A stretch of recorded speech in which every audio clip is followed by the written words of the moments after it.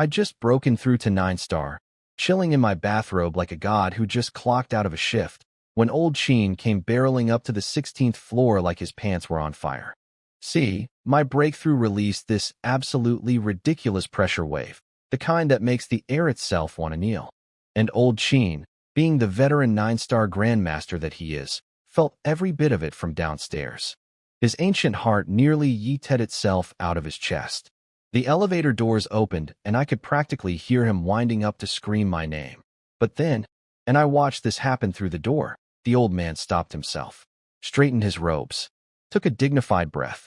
Gotta maintain that elder statesman energy in front of the youth, right? He was about to call me to open the door, but I beat him to it. Swung that thing open before he even touched his phone. Stood there in my loose bathrobe, looking all mysterious and deep. "Oh, you're here already? Come in." The look on his face? Priceless. His eyes went wide like saucers. His protective chi literally activated on its own, his body's automatic defense going. Danger, danger, just from standing near me. I'm 20 years old, and this legendary Grandmaster's body is treating me like a natural disaster. You're really 9-star. I gave him a casual nod. Just broke through. Sorry if the shockwave was a bit much. Didn't scare you, did I? Scare me? You nearly gave me a heart attack. His beard was literally trembling. The man was vibrating. It's been half a day. Day. You went from 8-star to 9-star in half a day? You think this is drinking water? He grabbed my wrist to check my energy, and the moment his fingers touched my pulse point, boom. My chi slapped back into him so hard his fingers went numb. Blazing hot, dense as a dragon, absolutely overflowing with vitality. Not just 9-star. 9-star with foundations so solid they'd make a mountain jealous. Old Chen collapsed onto my couch, staring at the ceiling like a man who just watched physics break. Monster. You're an absolute monster. Did you eat some kind of immortality pill? I poured him a glass of water and put on my most sincere face. No pills, Grandmaster Chen. Just hard work, diligence, sweat. Every drop of my success was earned through sheer effort. He squinted at me.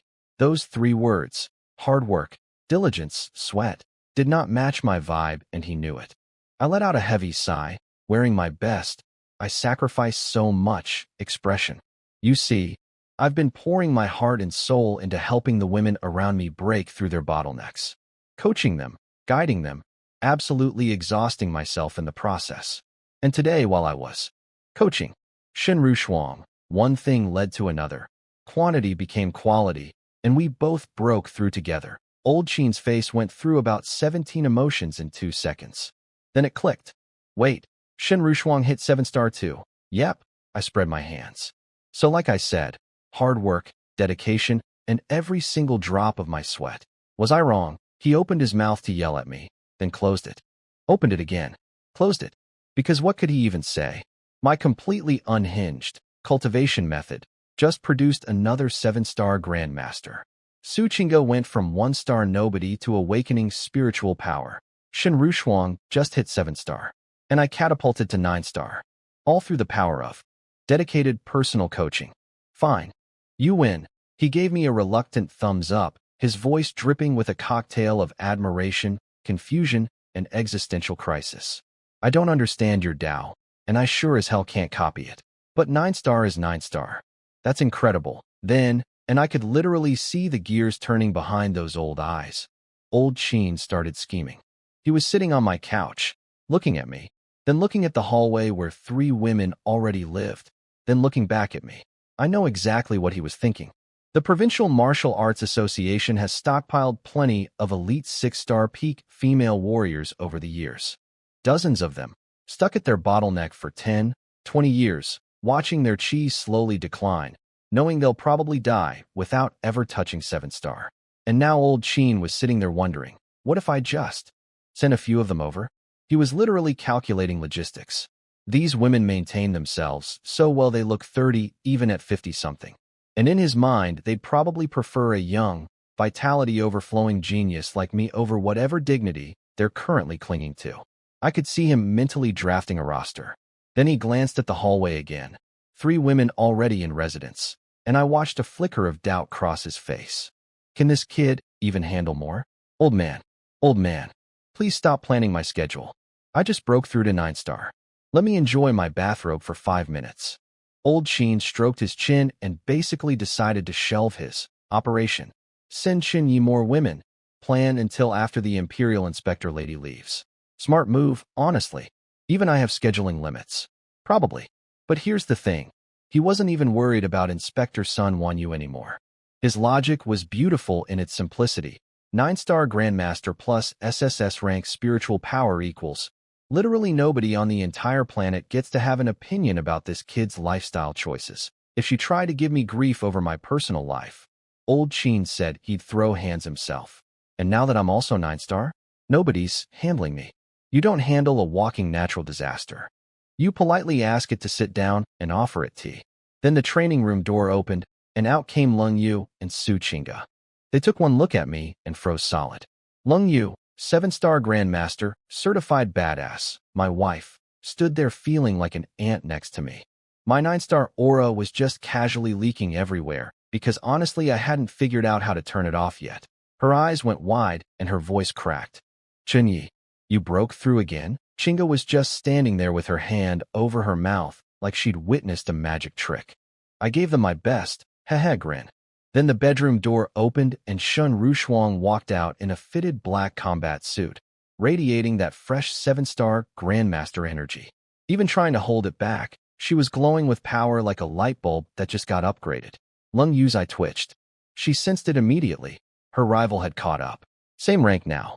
7-star to 7-star. I could practically hear the internal monologue. So what if she's 7-star too? I got there first. Meanwhile, Qingge was looking at both of them with pure, desperate envy. 2 Grandmasters, and she's still stuck at the bottom. I could see the gears spinning. I've been slacking. Unacceptable. Must train harder. Must demand more coaching sessions. Old Chen congratulated Shen Rushuang with genuine warmth. 3 Grandmasters born in Linjiang City in 1 week. Historic. Rushuang bowed politely and mumbled something about mutual support while sneaking a shy glance at me. Yeah, mutual support. That's what we're calling it. Then Old Chen got serious and said her breakthrough registration should be delayed. And I, being me, immediately asked the most Chen Ye question possible. Why wait?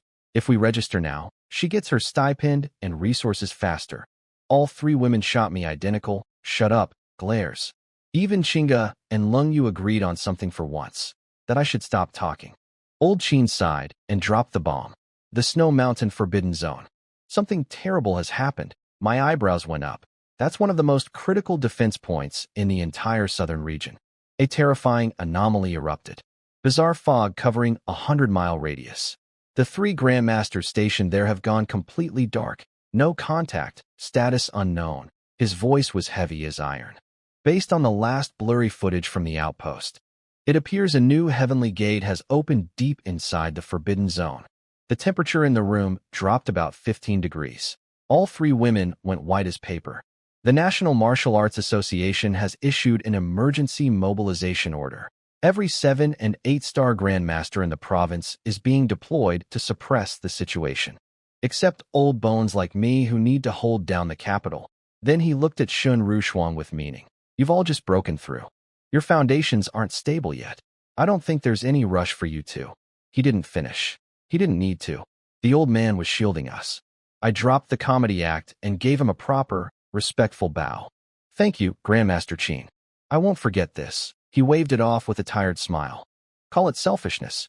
You're all the future of China. I'd rather not gamble that on a crisis we don't understand yet.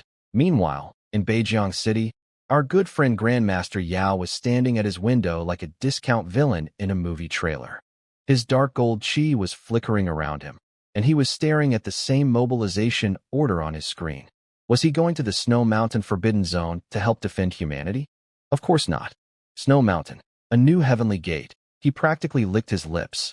Behind him, Golden Lion and Shadow Ghost stood in the darkness like the world's most menacing coat rack. Master, the time has come, Shadow Ghost rasped, sounding way too excited. Yes, it has. Yao Guangyuan took a deep breath, feeling that violent 8-star power churning inside him, and sneered. Qin Shan, that old fool. And Chen Ye, that so-called genius. A 6-star peak genius. Heh. He turned around. eyes blazing dark gold. Pack up. We move out. Yeah, so this guy still thinks I'm 6-star. Buddy, you are in for the surprise of several lifetimes. Now, while I was enjoying my post-breakthrough bathrobe lifestyle, let me tell you what our favorite discount supervillain Yao Guangyuan was cooking up. And by cooking, I mean he was literally seasoning human beings like bait. Back at his fancy estate in Beijiang City, Golden Lion and Shadow Ghost had rounded up two poor idiots, 6-star peak warriors who'd been stuck at their ceiling for years. These guys had murder rap sheets longer than my list of wives, and they'd already sold their souls to the Beastgate cult because apparently that's a thing you can do. Golden Lion cracked open this fancy temperature-controlled metal briefcase like he was in a spy movie. Inside, nestled on velvet padding like they were fine wine, sat 2 vials of liquid glowing purple gold. The stuff smelled like it could wake up every primal instinct in your body. Gentlemen, this is heavenly gate source fluid. You know how Grandmaster Yao suddenly jumped to 8-star? This is the stuff. The 2 idiots' eyes practically popped out of their skulls. Their Adam's apples were bobbing like fishing floats in a tsunami. Is this really for us? Of course. Grandmaster Yao needs capable lieutenants for his big move to the provincial capital. Drink this, and you'll smash through to 7-star instantly. What Golden Lion conveniently forgot to mention was the fine print.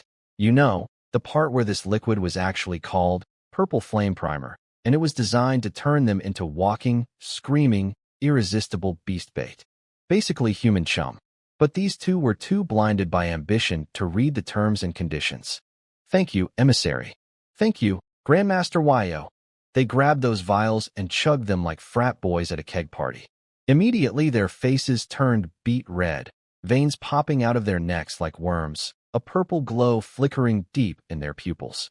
They were screaming and howling while their insides got remodeled by what they thought was premium cultivation juice. Hold it in. This is the medicine reshaping your meridians. Keep your mind steady or you'll die. They survived the initial reaction, panting and sweating, but genuinely feeling this massive beast of power coiled up inside them. They were thrilled. I can feel it. The barrier is loosening. This is incredible. Is this what becoming a Grandmaster feels like? Behind their backs, Golden Lion and Shadow Ghost exchanged a look dripping with cruel amusement. What these morons were feeling wasn't a breakthrough. It was their life force being burned as fuel to transform them into the most delicious-smelling snack in existence for high-level beasts. They loaded the 2 future Grandmasters into a modified SUV and peeled out into the night, heading toward the provincial capital. Toward me. Up in his tower, Yao Guangyuan watched them leave with the coldest smile I've ever had the displeasure of hearing about. Go. Bring that disaster to Qinshan. Bring it to Chen Ye. Then the psychopath actually switched his expression to something noble and compassionate, like he was practicing his concerned citizen face in a mirror, and sighed about how the rebuilding of Jinshan City was at a critical stage. This man is unhinged. 2 hours later, things were going exactly according to his evil plan. The 2 sacrifices in the back seat were turning purple-red, burning up like human furnaces, growling involuntarily, their energy leaking everywhere in wild, uncontrollable waves. Shadow Ghost popped the sunroof open. That smell, that purple flame primer-enhanced, life force-burning aroma, shot up into the night sky and spread across the wasteland like the world's worst perfume commercial. To humans it smelled vaguely sweet and metallic. To beasts? Imagine dropping a gallon of concentrated blood into a pool of starving sharks. Then multiply that by 10,000. Hundreds of miles away, deep in the forbidden wasteland where purple toxic fog chokes everything, something woke up on top of a cliff. A creature the size of a Boeing 747, covered head to tail in metallic purple feathers crackling with lightning. An 8-star peak beast emperor, the purple flame thunder eagle. Its eyes snapped open. Those vertical purple pupils locked onto the distant scent like a targeting system. That smell, that same origin, ultra pure, eat this and evolve to 9-star, smell. And there were 2 sources. The screech it let out could crack mountains and shatter clouds. Every low-level beast within 100 miles woke up and immediately flattened itself on the ground in terror. Then a second purple flame thunder eagle appeared. Even bigger. 9-star. This was a summoning call. The ground started shaking. Thousands, no, hundreds of thousands, of glowing red eyes lit up in the darkness. Iron-armored rhinos, blood-crazed wolves, shadow leopards. A black flood of monsters surging forward, driven by their emperor's will, all stampeding toward the source of that delicious, delicious smell, which, if you follow the trajectory, was heading straight for the provincial capital. Straight for MY building. A beast tide. Again. And I was still in my bathrobe. So there I was. I was lounging on old Chen's fancy leather couch in his office like I owned the place, chugging spirit tea that costs more than most people's houses like it was tap water. Hey old Chen, quick question. When your gene development hits 100%, that's war god level, right? He froze mid-sip and gave me this look like I'd just asked what color the sky is. Did you not learn this in school? I shrugged with my best innocent face. Come on, you know my situation. My power level updates faster than my knowledge base. The textbooks can't keep up with me. You better explain it now, because what if I accidentally hit 100% tomorrow and mess it up? That's on you. You little. He was choking on his own words. You think reaching 100% is eating cabbage? Countless once-in-a-generation geniuses get stuck at 99% for their entire lives, and you're talking about accidentally. He was winding up for a really good rant. Then my system decided this was the perfect dramatic moment to interrupt. Boom. A wave of terrifying pressure exploded out of me with zero warning. The bulletproof windows started creaking. The tea in our cups went full tsunami mode. The air itself felt like it got vacuum sealed. Inside my head, the system was chiming like a happy little doorbell. Ding. Partner Su Chinga detected training diligently and breaking through her bottleneck. 10x feedback triggered. Congratulations, host. Gene development, 5%. Current gene development, 95%. My blood was thundering through my body like ancient war drums being played by angry dinosaurs. Old Chen's teacup lid slipped from his fingers and shattered on the floor.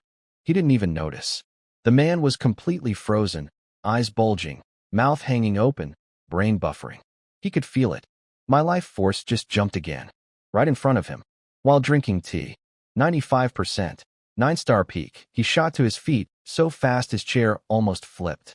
His throat was making this weird hissing noise like a deflating balloon because his vocal cords had apparently stopped cooperating with his brain. And here's the fun part. His 9-star Grandmaster instincts were screaming at him that the 20-year-old kid sitting across from him had just surpassed him in pure physical power. Not counting my SSS rank spiritual abilities. Not counting my perfected Azure Dragon Spear technique. Just raw body versus raw body, and I'd win. How? How is this possible? The old man was mumbling to himself. I could literally see his entire lifetime of martial arts understanding getting dragged into an alley and beaten up by reality. Half a day ago, just broke through to 9-star. 1 cup of tea later, 9-star peak. I casually waved my hand and squashed the rampaging spiritual energy back down like swatting a fly, then flashed him my best grin. See, old Chen? Told you I wasn't lying. Just had a little epiphany while we were chatting. Whoops. Anyway, quick, tell me what happens after 100%. I need to plan ahead here, because I was twitching so hard I thought it might detach.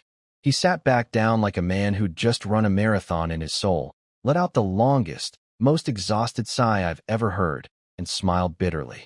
I surrender. I completely surrender. The new generation has truly arrived.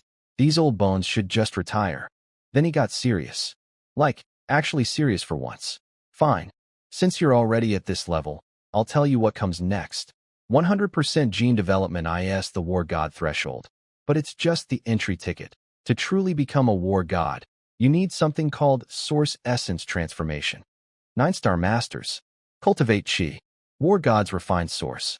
When your genes hit 100%, your blood, bones, and meridians reach an incredibly unstable critical point. If you can channel stellar energy or higher-grade resources to completely purify your mortal body and condense a war god source core, that is what makes you a true immortal war god. His eyes were practically glowing with longing and hope. A war god can take a shot straight through the skull and regenerate instantly, as long as the source core survives. That's a life form that has truly transcended mortality. I was sitting up straight for once, actually paying attention. This was the good stuff. Then, because the universe has a personal grudge against old Chen's blood pressure, his terminal started buzzing like an angry hornet. He looked down. Inspector, Sun Wanyu, deep breath. Compose yourself. Your worldview just got shattered 14 times today, but you're still the provincial chairman. Act like it. He answered. A holographic projection bloomed in the office, and there she was. Stunning. Absolutely stunning. She looked maybe early 30s, porcelain skin, elegant as an ice lotus blooming on a glacier. But those frost-cold eyes carried the weight of decades of authority and power compressed into a gaze that could freeze lava. Sun Wanyu, National Martial Arts Association Inspector, 9-star Grandmaster. And, plot twist, an SSS rank spiritual master, same tier as yours truly. Well. This just got interesting. Qin Shan, Sun Wanyu's voice came through the hologram like a winter breeze that hates you personally. I'll be at the rooftop helipad in 10 minutes. Don't waste my time. Bring the kid called Chen Ye directly to me. Pause. The Snow Mountain situation is getting worse. I'll inspect your so-called genius and leave immediately for the front lines. I won't be staying long. Click. Gone. Hologram dissolved. The office still felt 3 degrees colder. Old Qin turned to me with a face that said, "Please behave yourself for once in your life." You heard her. Inspector Sun's reputation for being direct is legendary in the community. He pointed at the ceiling. Let's go. I stood up, dusted off my clothes, and tucked all that raging 9-star peak energy back inside my body like stuffing a hurricane into a suitcase. From the outside, I looked like a regular chill young guy with deep eyes and a calm vibe. Just a hint of purple shimmer in my gaze if you looked really closely. A 9-star spiritual master, huh? I wasn't nervous. Not even a little bit. In fact, something inside me was getting excited. Let's go, old Qin. I've been dying to see what China's top female grandmaster is all about. 5 minutes later, we were standing on the rooftop helipad, wind howling my hands behind my back, staring at the sky like I was posing for an album cover. Then, boom, a streak of silver-white light ripped through the clouds at basically teleportation speed. The Aurora, an Inspector-class combat jet, hovered 100 meters above us. The hatch slid open, and she just stepped out.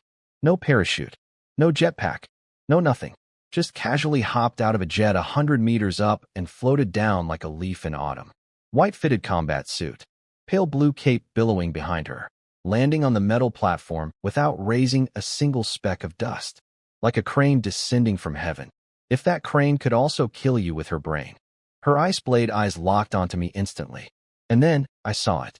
That flawless, untouchable face cracked. Just for a second. Surprise. Confusion. Because the moment her SSS rank spiritual probe touched me, it bounced off. Got deflected gently. Bounced. Like throwing a tennis ball at a black hole and having it spit it back in your face. She actually stopped walking. Her eyes lit up with starlight, literal spiritual energy blazing in her pupils. The wind was going crazy, whipping her cape around, and I could see her chest rising and falling just slightly faster than, completely composed. This woman had broken countless arrogant young geniuses with a single psychic glare. She'd made 6-star peak warriors' minds collapse just by looking at them, and my brain just said, nah, and sent her signal back with interest. Inspector Sunday.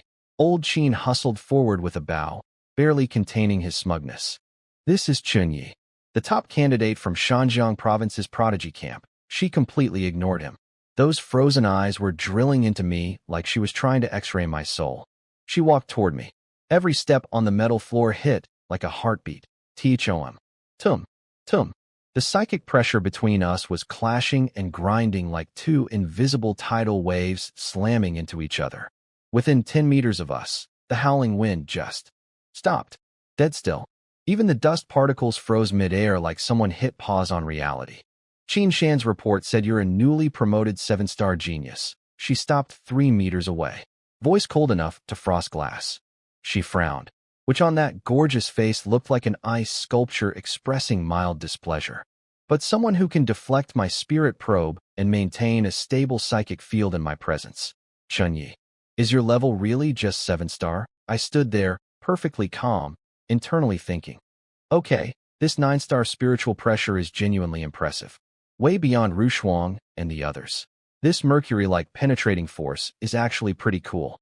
Out loud, I gave a polite nod and said in my most respectful yet relaxed tone, well, Inspector, my level kind of. Fluctuates. A few days ago, I was indeed 7-star. But I've had some new insights lately, and my realm went up just a teensy tiny bit. A teensy tiny bit. Her elegant eyebrows shot up. A spiritual pressure wave like a tsunami slammed down across the entire helipad. The gravity on the platform felt like it multiplied several times over. The Aurora jet behind her groaned with the sound of metal being squeezed. You dare play coy with me? Oh, she was mad. Full-on furious. In her mind, she's the apex predator, a 9-star spiritual grandmaster sent by the National Association. Whatever kind of genius this kid is, he should at minimum be trembling with respect in her divine presence. Instead, I was standing here casually sparring with her psychically like we were playing ping pong. Insolent, purple lightning exploded in the depths of those beautiful phoenix eyes. Look, lady, I get it. You're used to being the scariest person in every room. But you showed up thinking you were meeting a 7-star baby genius, and instead you found, well, me. This is going to be a really fun conversation. So Inspector Sun Wanyu decided to make me kneel. Like, literally. She unleashed a full-power 9-star psychic hurricane, a visible purple shockwave rippling outward that could have flattened a 100-story building. Her plan was simple. Crush my mind, make my knees buckle, force me to apologize on the ground like a good little junior. Old Sheen got blasted back several steps, sweating bullets, desperately trying to think of something diplomatic to say before this turned into a murder scene. But here's the thing. I didn't kneel. I didn't flinch. I didn't even change my facial expression. Instead, I went, break, and I let it all out. My 14.1% SSS rank spiritual power came flooding out of my mind like a dam explosion. If her psychic force was a raging river, mine was a black hole that eats rivers for breakfast and asks for seconds. Boom. Our invisible forces collided in midair. The entire metal helipad cratered half a meter downward. Electric arcs were popping and crackling everywhere like the world's angriest fireworks display. And Sun Wanyu, the mighty national inspector, the untouchable 9-star spiritual grandmaster, let out a grunt and stumbled backward. 2 steps. In front of everyone. She bit her lip, face going from ice white to ghost white, eyes full of absolute disbelief. Impossible. His spiritual power is more stable than mine. Old Sheen's jaw was on the floor. The atmosphere had reached weapons-grade awkward. She was about to explode again. Round 2. This time probably lethal, when salvation arrived in the form of a beeping alarm. From Old Sheen's wrist terminal. Her killing intent stuttered. She shot me one last death glare full of, "This isn't over," energy, then whipped around to look at the screen. Old Sheen was privately thinking, thank God for this phone call. Perfect timing. Then the holographic screen opened and everything stopped being funny. Fire. Everywhere. Buildings collapsing. A terrified officer screaming. Beast tide incoming. Jinshan City's defenses collapsed instantly. Purple flame thunder eagles, 2 of them. 2 beast emperors. Over 300,000 beasts. Stampeding straight through Jinshan City toward Linjiang. The feed cut to a wide shot, and, yeah, the entire horizon was just a black tsunami of monsters, trampling the freshly rebuilt Jinshan City like it was made of cardboard. Behind them, 2 building-sized birds wreathed in purple lightning fire, blocking out the sun with their wings. Their overlapping screeches came through the speakers, and I felt it in my soul. Pure, distilled murder bird energy. Old Sheen's face went dark. Jinshan City had just been recaptured. How many people? Then his brain connected the dots at lightning speed. Step 1. Snow Mountain Forbidden Zone erupts, drawing away nearly every 7- and 8-star grandmaster in the region. Step 2. While provincial defenses are at their weakest, 2 long-missing beast emperors launch a full-scale blitz with a 300,000-strong beast army. This is a coordinated trap. They lured the tiger away from the mountain. His voice was raw with fury. He'd thought the Beast Gate cult's attack at Cloudtop Villa was their last desperate move. Turns out that was just one piece of a much bigger chess game. Even the deaths of those 2 cult leaders might have been sacrificed on purpose to make everyone drop their guard. The rooftop mood flipped instantly. 1 second ago it was, Inspector versus cocky kid psychic showdown. Now it was, oh, we might all die. Sun Wanyu, who'd been about to go full rage mode on me, heard 2 beast emperors, and her pupils shrank to pinpoints. She quietly pulled back all her spiritual pressure like nothing happened and turned around to face the screen. Very smooth. Very natural. Definitely not using the turn to hide the fact that I just pushed her back 2 steps. Absolutely not. She took a deep breath, put her Ice Queen face back on, eyelashes trembling just slightly. The only tell that she was still processing what just happened between us. This kid, that depth of spiritual power, it made even me flinch. When did the Southern region produce someone like this? Those intelligence department idiots completely missed him. But the inspector's pride must be maintained. Always. Without turning around, voice perfectly cold, she said, Chen Ye, was it, your spiritual foundation is? Not bad. I almost laughed out loud. Not bad. She got bounced backward, and the best she could manage was, not bad. This woman's ego could survive atmospheric re-entry. But I could read the room. 300,000 monsters plus 2 boss birds heading our way. Not the time to dunk on her. Thank you for the compliment, Inspector Sunday. Then, because I am physically incapable of not being me, I added, your pressure wave actually squeezed out a bit more of my hidden potential just now. I should spar with you more often. Nothing beats a good sparring session for rapid improvement. Her eye twitched so hard. She glared at me with the fury of 1,000 suns. Sparring? He's calling that a spar? She knew. I knew. We both knew. But she couldn't call me out without admitting she lost, so she just gave the iciest humph in human history and said, if you really have that kind of power, then stop running your mouth. Chen Ye, on a real battlefield, against a 9-star beast emperor, can you still stand? As steady as you did just now? Do you dare come with me to face those 2 oversized chickens? Sun Wan, you hit me with the classic, you coming or not? Challenge, expecting me to puff up my chest and charge off to fight giant lightning birds like every other hot-blooded young idiot she's ever tested. Instead, I said, wait, the disgust on her face. You'd think I just told her I collect toenails as a hobby. In her mind, she was already filing me under, coward, in big red letters. What? Scared, lady. Lady, I am not scared. I am busy. Before we go kill those oversized chickens, I said, my voice dropping to absolute zero. We need to take out the rats hiding in this building first. Rats? Both she and Old Sheen looked at me like I'd lost my mind. This is the Provincial Martial Arts Association headquarters, the most heavily guarded building in the entire province. Old Sheen lives here. Sun Wanyu had already swept the whole building with her 9-star spiritual scan when she landed. Nothing. They found nothing. But I found something. Follow me. I dropped all pretense. My SSS rank spiritual power went from casually leaking to full nuclear reactor online. Combined with my fresh 9-star peak chi feeding energy into my senses like jet fuel into a bonfire, my perception underwent a complete transformation. The entire 100-story building became transparent in my mind. Every person, every heartbeat, every tiny flicker of energy. I could sense cockroaches in the plumbing. I could count the dust particles in the elevator shafts.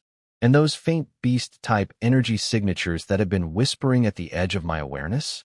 Now they were screaming like 5 spotlights in a pitch-black room. 5 sources, all in the same place. First floor lobby. Found you. I smashed through a ventilation shaft grate and dove straight down the building's central shaft like a reverse meteor, falling 100 stories in seconds flat. Behind me, Sun Wanyu finally detected what I'd sensed. Her eyes went wide. For the second time today, the great inspector was shocked by something I did. But what really messed with her head wasn't the enemies. It was that I'd found them way before she did. She's a legendary 9-star spiritual master. Top tier nationally. And a 20-year-old kid just made her detection abilities look like dial-up internet compared to fiber optic. I could practically feel her brain short-circuiting behind me as she bit down on her teeth and rocketed after me in a streak of light. And poor old Sheen, bringing up the rear, couldn't sense anything. He was just watching 2 people suddenly launch themselves down a building shaft and thinking, they both detected something? Through dozens of floors? And I can't feel a single thing. Rough day for the old man's self-esteem. But he grabbed his spear and jumped anyway. Respect. Now let me tell you what was happening downstairs. The lobby was chaos. Red warning lights flashing, alarms blaring, warriors rushing out to respond to the beast tide. And walking against the crowd, smooth as you please, was Yao Guanyuan with his entourage. Golden Lion and Shadow Ghost flanking him. And behind them, The two poor, sacrifice, idiots, bodies burning up from the inside, practically vibrating with unstable energy, thinking they were about to get officially registered as Grandmasters. Master Yao, are we going to the certification office? I feel like I'm about to explode with power. Yeah, should we hit the testing area first? These guys were so happy. So genuinely, puppy dog excited. Standing in the martial arts holy land, thinking their dreams were about to come true, completely unaware that they were walking bombs designed to attract a beast apocalypse directly into this building. Yao Guanyuan didn't even look back, just smiled that serial killer smile and whispered, soon. He was eyeing the electronic directory in the lobby, calculating maximum destruction. Then my killing intent hit him like a freight train from directly above. Who? He looked up. All he saw was a black shadow diving at him like a hawk snatching a rabbit, moving so fast the air itself was screaming. His mutated dark gold pupils shrank to needle points as an alloy spear filled his entire field of vision, getting bigger by the millisecond. Dodge. Can't. He's locked onto me. This man was an 8-star Grandmaster. And in that moment, facing my attack, he felt nothing but complete, absolute despair. There was no escape route. No counter. No hope. He tried anyway, let out a beast-like roar and attempted to force dodge. Too slow. Boom. One sound. One single, earth-shattering impact that drowned out every alarm in the building. Time stopped. Every warrior in the lobby froze mid-step and turned to look. There, on the reinforced alloy wall, the one displaying the association's honors and achievements, was Yao Guanyuan, pinned like a butterfly in a collection. My black alloy spear had punched clean through his chest and nailed him to the wall with enough force to crater the metal behind him. The great schemer, the secret cult leader, the man who thought he was playing 4D chess with beast-bait sacrifices and coordinated invasions, pinned to a wall by a 20-year-old in a bathrobe who sensed him through 100 floors. Get wrecked. Yao Guanyuan coughed up blood, and not even normal blood. Dark gold blood. Because of course this guy's blood isn't a normal color anymore. Nothing about him is normal. He's basically a monster wearing a human costume, and my spear just ripped the costume off. ARGH, his robes exploded. Underneath was this nightmare body, bulging veins, muscles twisted like tree roots, dark gold scales spreading across his skin, and 2 actual fangs growing out of his mouth. Full beast mode transformation, right there in the lobby, in front of everyone. Real subtle, buddy.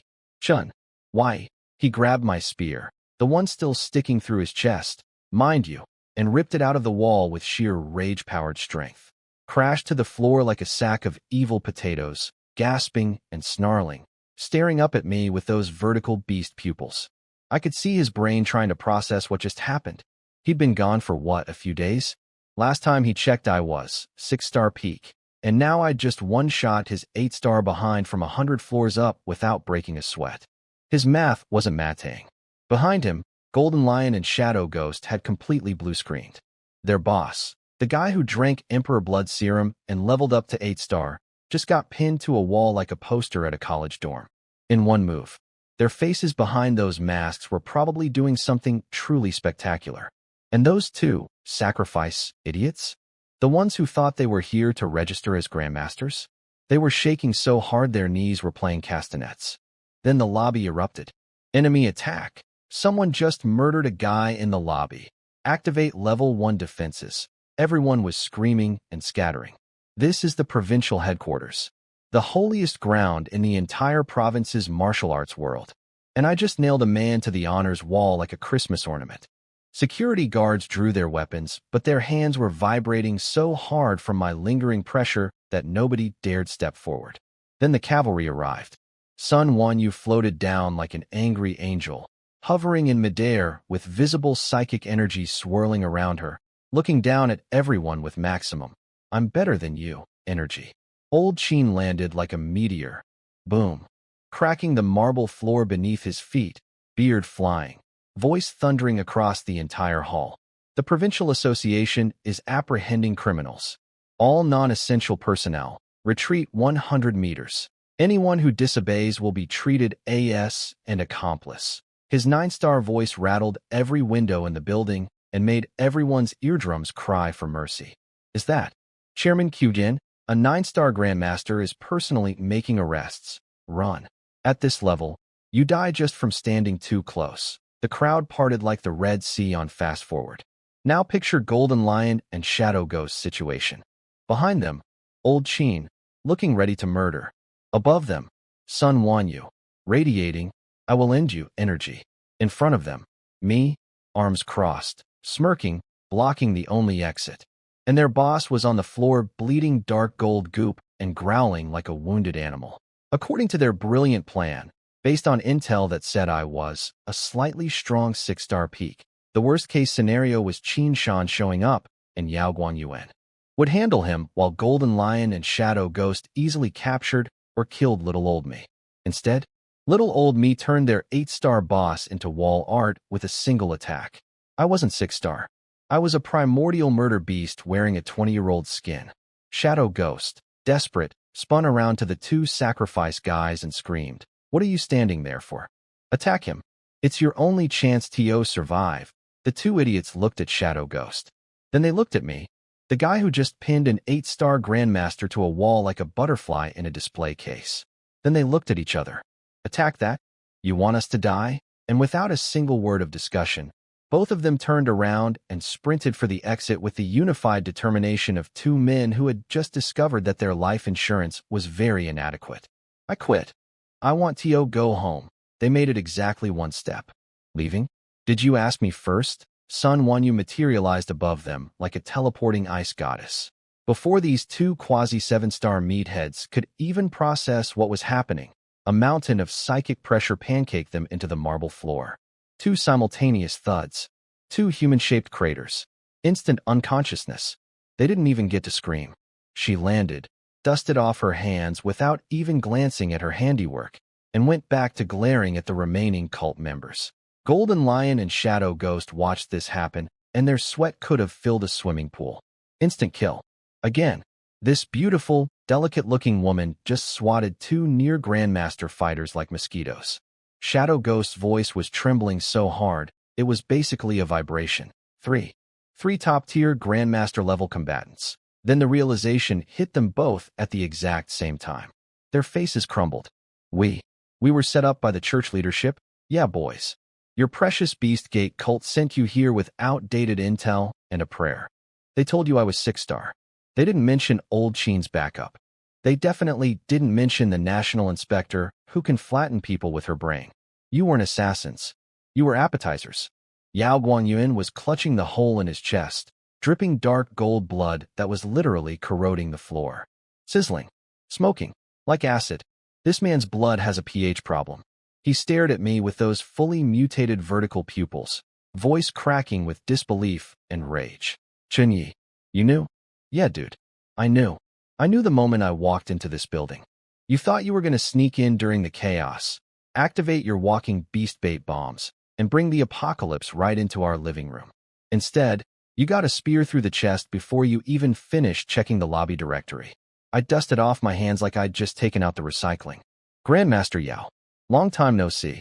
You look different. He wasn't listening to my comedy. His eyes had locked onto Sun Wanyu, and unlike everyone else in this lobby, the old-timer actually recognized her from some trip to the capital years ago. The Sun Woman. I watched the last spark of hope drain from his face like bathwater. Old Chen holding the rear. Sun Wanyu in the air. Me blocking the front.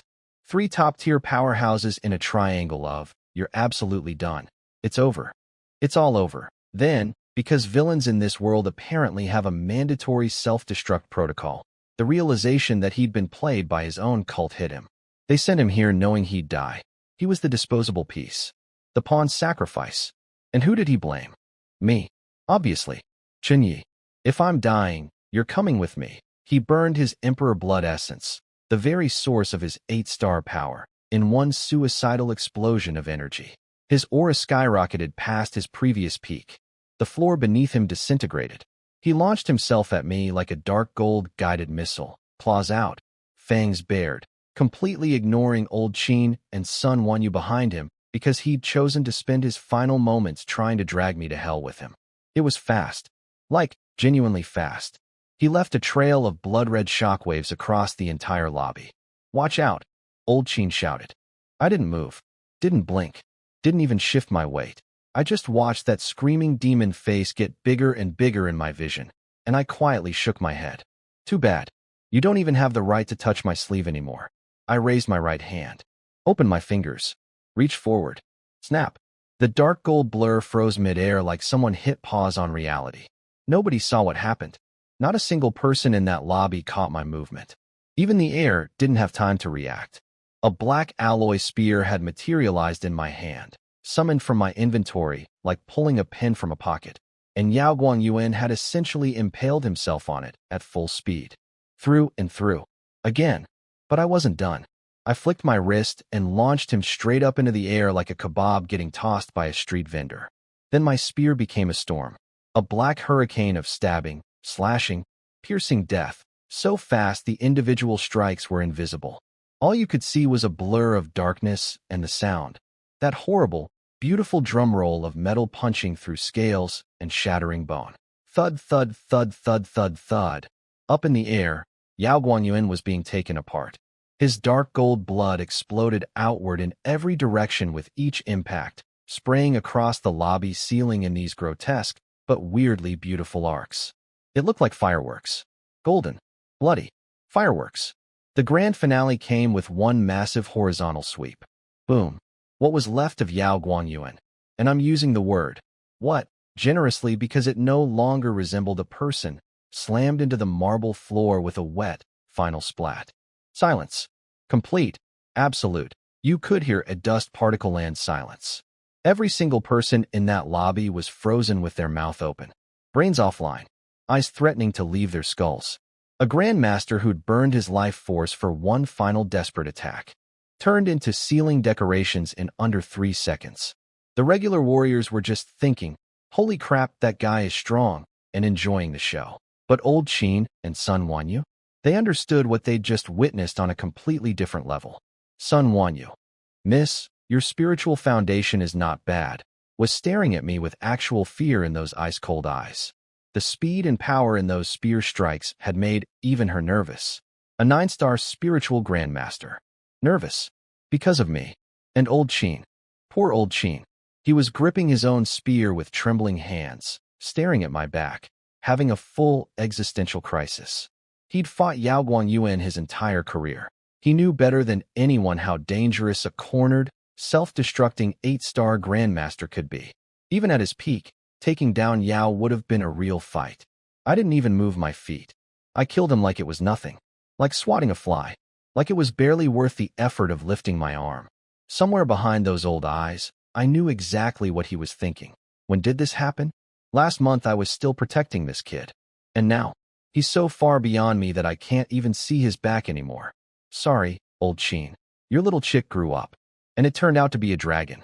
The lobby was dead quiet. Everyone staring at the puddle that used to be Yao Guangyuan like they'd just watched a magic trick where the volunteer doesn't come back. I lowered my spear. A few drops of dark gold blood dripped off the tip. Somewhere in the crowd, someone swallowed so loud it echoed. Old Chen was gripping his spear so hard his knuckles turned white. He looked at the body, looked at me, and I could see the math running behind his eyes. Not just shock, genuine relief. Relief that the kid who can do that is on humanity's side. Then, because there's always one more thing, grab hostages. Golden Lion and Shadow Ghost made their move. Desperation play. They bolted toward a group of terrified young warriors standing near the back, hoping to snag some human shields and bargain their way out. 2 cold snorts rang out at the exact same time. One was mine. One was Sun Wanyu's. I could tell she was thinking, this punk just put on the greatest one-man show in martial arts history. If I can't even handle 2 leftovers, I might as well turn in my inspector badge and become a librarian. We both unleashed our spiritual power simultaneously. No coordination. No plan. Just 2 SSS-rank psychic forces independently deciding these 2 idiots needed to be on the floor right now. It was like dropping 2 invisible mountains on their heads mid-leap. Golden Lion and Shadow Ghost went from flying attack to human meteorites in about half a second. They cratered into the marble floor so hard the stone exploded outward. 2 perfect human-shaped holes. They coughed up blood and actually tried to get up. Sun Wanyu's eye twitched. Still moving, she flickered. literally just vanished and reappeared at the edge of their craters and started stomping. White combat boots, 9-star Grandmaster Fury, 0 mercy. Stay down, thud, thud, thud. She kicked their heads back into the ground like she was testing the structural integrity of their skulls. They went from barely conscious to deeply, profoundly unconscious in 3 stomps. Then she stepped back, straightened up, lifted her chin, and shot me this look. That look said, "See, I do things too. I'm not just standing here looking pretty. Respect me." I smiled. Didn't say a word. Smart man knows when to let a woman have her moment. Old Chen snapped back into command mode and started barking orders. Spirit sealing cuffs. All of them. Lock them down. An enforcement squad swarmed in and slapped special chi-blocking handcuffs on all 4 survivors, plus what was left of Yao Guanyuan, because apparently protocol demands you handcuff meat puddles too. Then Old Chen was already on the phone.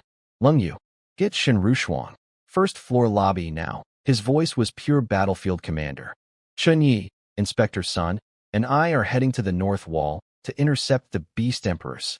You two hold headquarters. You just hit 7-star. Your chi is at peak freshness. Defend this building with your lives. Protect the personnel and records. This is our rear line. It cannot fall." From the other end, both voices came back instantly, steel hard and synchronized. "Yes, SIR.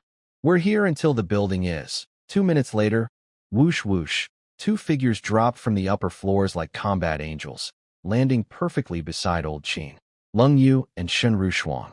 Both in skin-tight black tactical suits that looked like they were painted on, hair pulled into sharp high ponytails, radiating that fresh 7-star Grandmaster energy mixed with "don't mess with me" attitude. Their eyes swept the lobby, took in the destruction, the craters, the blood puddle formerly known as Yao Guanyuan. Both of them flinched internally.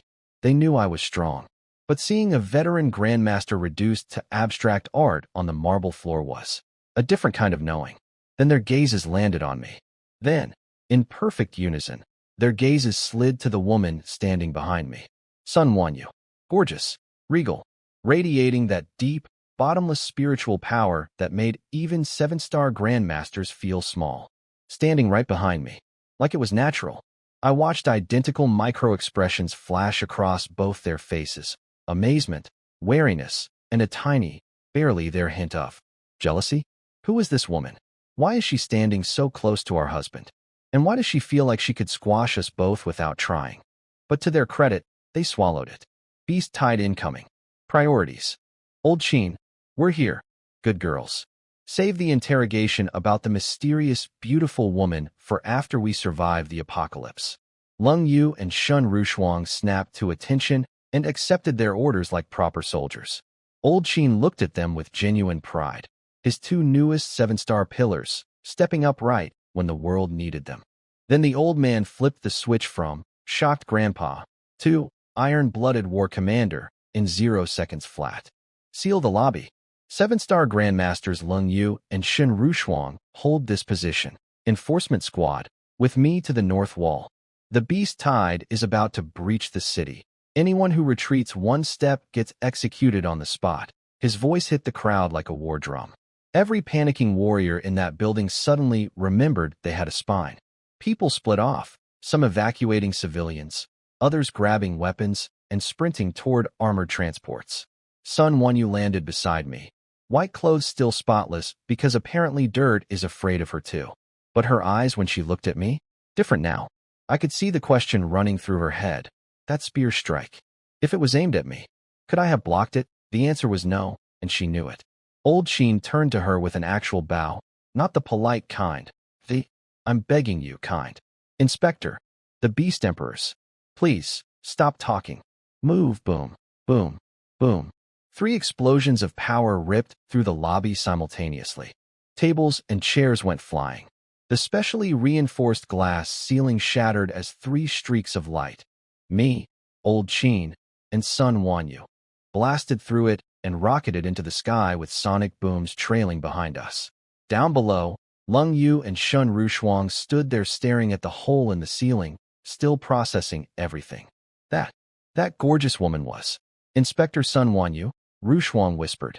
Lung Yu took a deep breath, remembering how she'd felt a spike of territorial jealousy toward a 9-star national inspector, and let out an embarrassed little laugh. Then the two of them exchanged a very specific look. The kind of look that says, yes, she's impossibly powerful and unreachable. But then again, so were we before Chen Ye happened. They were both thinking the exact same thing. Knowing that man, he'd probably find a way to collect the inspector too. I choose not to comment on my wife's internal gossip. Up in the sky, wind screaming past us, the city shrinking below like a model set. Sun Wanyu turned to old Qin mid-flight with a frown. Those two women, Lung Yu and Shun Rushuang. My files say they're 6-star peak. You just called them 7-star Grandmasters. Oh. And if Linjiang City has 2 7-star Grandmasters available, why weren't they deployed to the Snow Mountain crisis? The mobilization order was mandatory for everyone except essential garrison commanders like you. Old Qin's face went through about 4 shades of awkward. He glanced at me flying ahead, and I could feel his brain scrambling for an answer that didn't involve the words. They were busy being coached by Chen Ye in a way I cannot describe to a female inspector. Ahem. Well, you see, Inspector. They just broke through. Like 2 days ago. Their foundations aren't stable yet, and since the deployment roster was already submitted before their breakthrough, they happened to stay behind. Lucky coincidence, really. Haha. Sun Wanyu didn't push it, but I could feel her eyes on my back, doing math. 2 brand new 7-star Grandmasters popping up in the same city within days of each other. Plus me, a walking anomaly she still couldn't fully gauge. Is there something in the water in Linjiang City? Lady, you have no idea. Faster, I shouted back, because we had bigger problems. 10 kilometers ahead, the 100-meter-tall North City Wall, humanity's last line of defense, looked absolutely pathetic under the shadows of 2 massive beast emperors. Their silhouettes blotted out chunks of the sky, wings spread wide, purple lightning crackling across their feathers. 300,000 monsters behind them. 2 Boeing-sized murder birds leading the charge. 1 wall between them and a city full of people. Time to go to work. We hit the north wall like 3 meteors. The soldiers down there were having the worst day of their lives. Purple lightning raining from the sky. 300,000 monsters body slamming the base of a 100-meter wall. And then we showed up. It's Chairman Qzhen and the inspector, cheering. Like we were rock stars at a concert, except the concert venue was on fire and the audience might die. Old Qin took one look at the 9-star male eagle circling inside the thunderclouds and his face went dark. This thing had a wingspan of over 300 meters. Every feather glowed metallic purple. It was radiating so much pressure that even old Qin, a 9-star Grandmaster, was feeling chest tightness. This thing got stronger since last time. He gripped his spear and turned to Sun Wanyu. I'll attack and pin it down. You use your spiritual power to disrupt its lightning. If it fires another bombardment, the wall is done. Understood. No arguments. No ego. When a city of millions is about to get eaten, even ice queens cooperate. Old Qin rocketed upward like a golden comet, spear blazing with 1,000 afterimages. Sun Wanyu followed, eyes glowing silver, psychic needles forming by the hundreds. 2 of humanity's finest, working in perfect sync. The eagle looked down at them with what I can only describe as condescending amusement. It didn't even dodge, just spread its wings and screamed. The entire thundercloud detonated.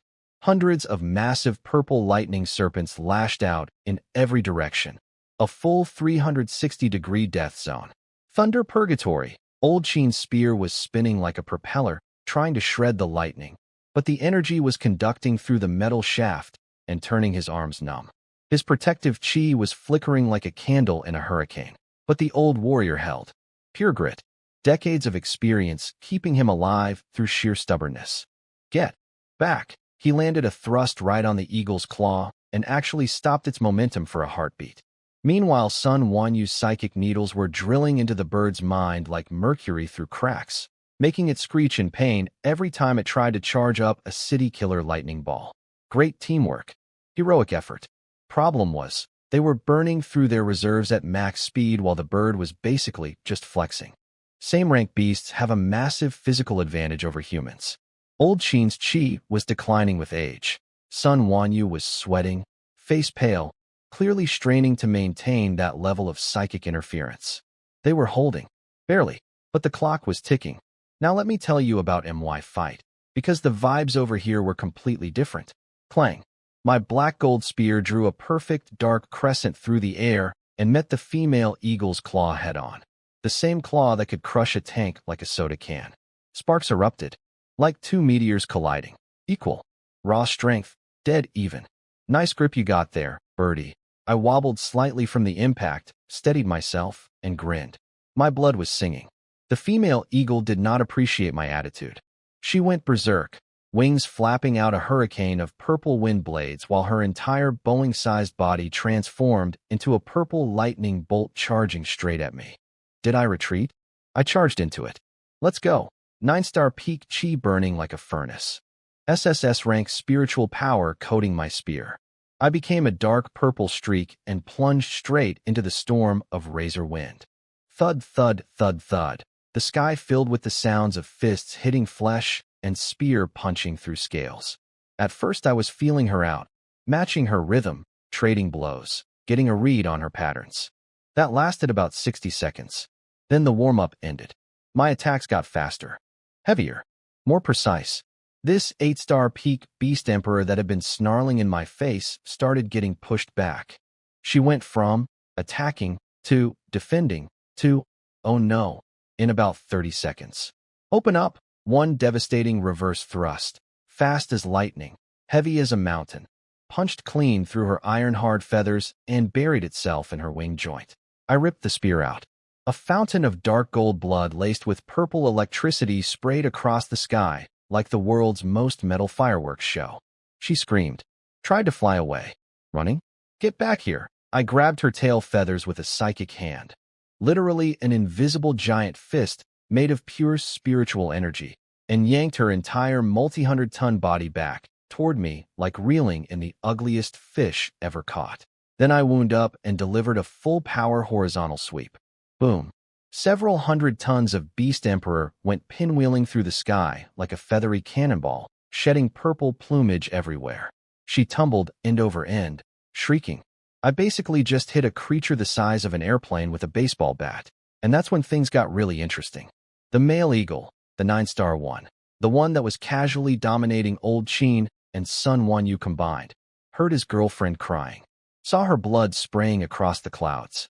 His dark gold eyes turned blood red. Boom. He didn't care about the two humans anymore. Shattered Sun Wanyu's psychic cage in one pulse. Ignored Old Chen's spear like it was a toothpick. Spread those 300-meter wings and launched himself at me with every ounce of 9-star fury a lovesick murder bird could produce. I just beat up his wife. And now Papa Eagle wants a word. It's going to save the female. Sun Wanyu's face went white.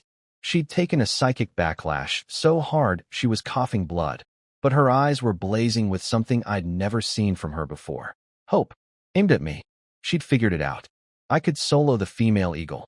If I finished it off, the whole battle flips. I was the key. The entire city's survival hinged on me getting uninterrupted murder time with Mama Bird. Chen Shan. Stop it. Don't let it reach Chen Ye. She screamed, slammed her hands together, and her forehead literally split open with a thin line of blood. She'd activated some kind of forbidden technique, burning her core spiritual essence to fuel it. 9-fold spirit chains. Hold. Still. 9 massive silver chains materialized out of thin air and wrapped around the male eagle's body like the world's most aggressive gift wrapping. The bird screeched, thrashing wildly. 3 chains snapped in 1 second.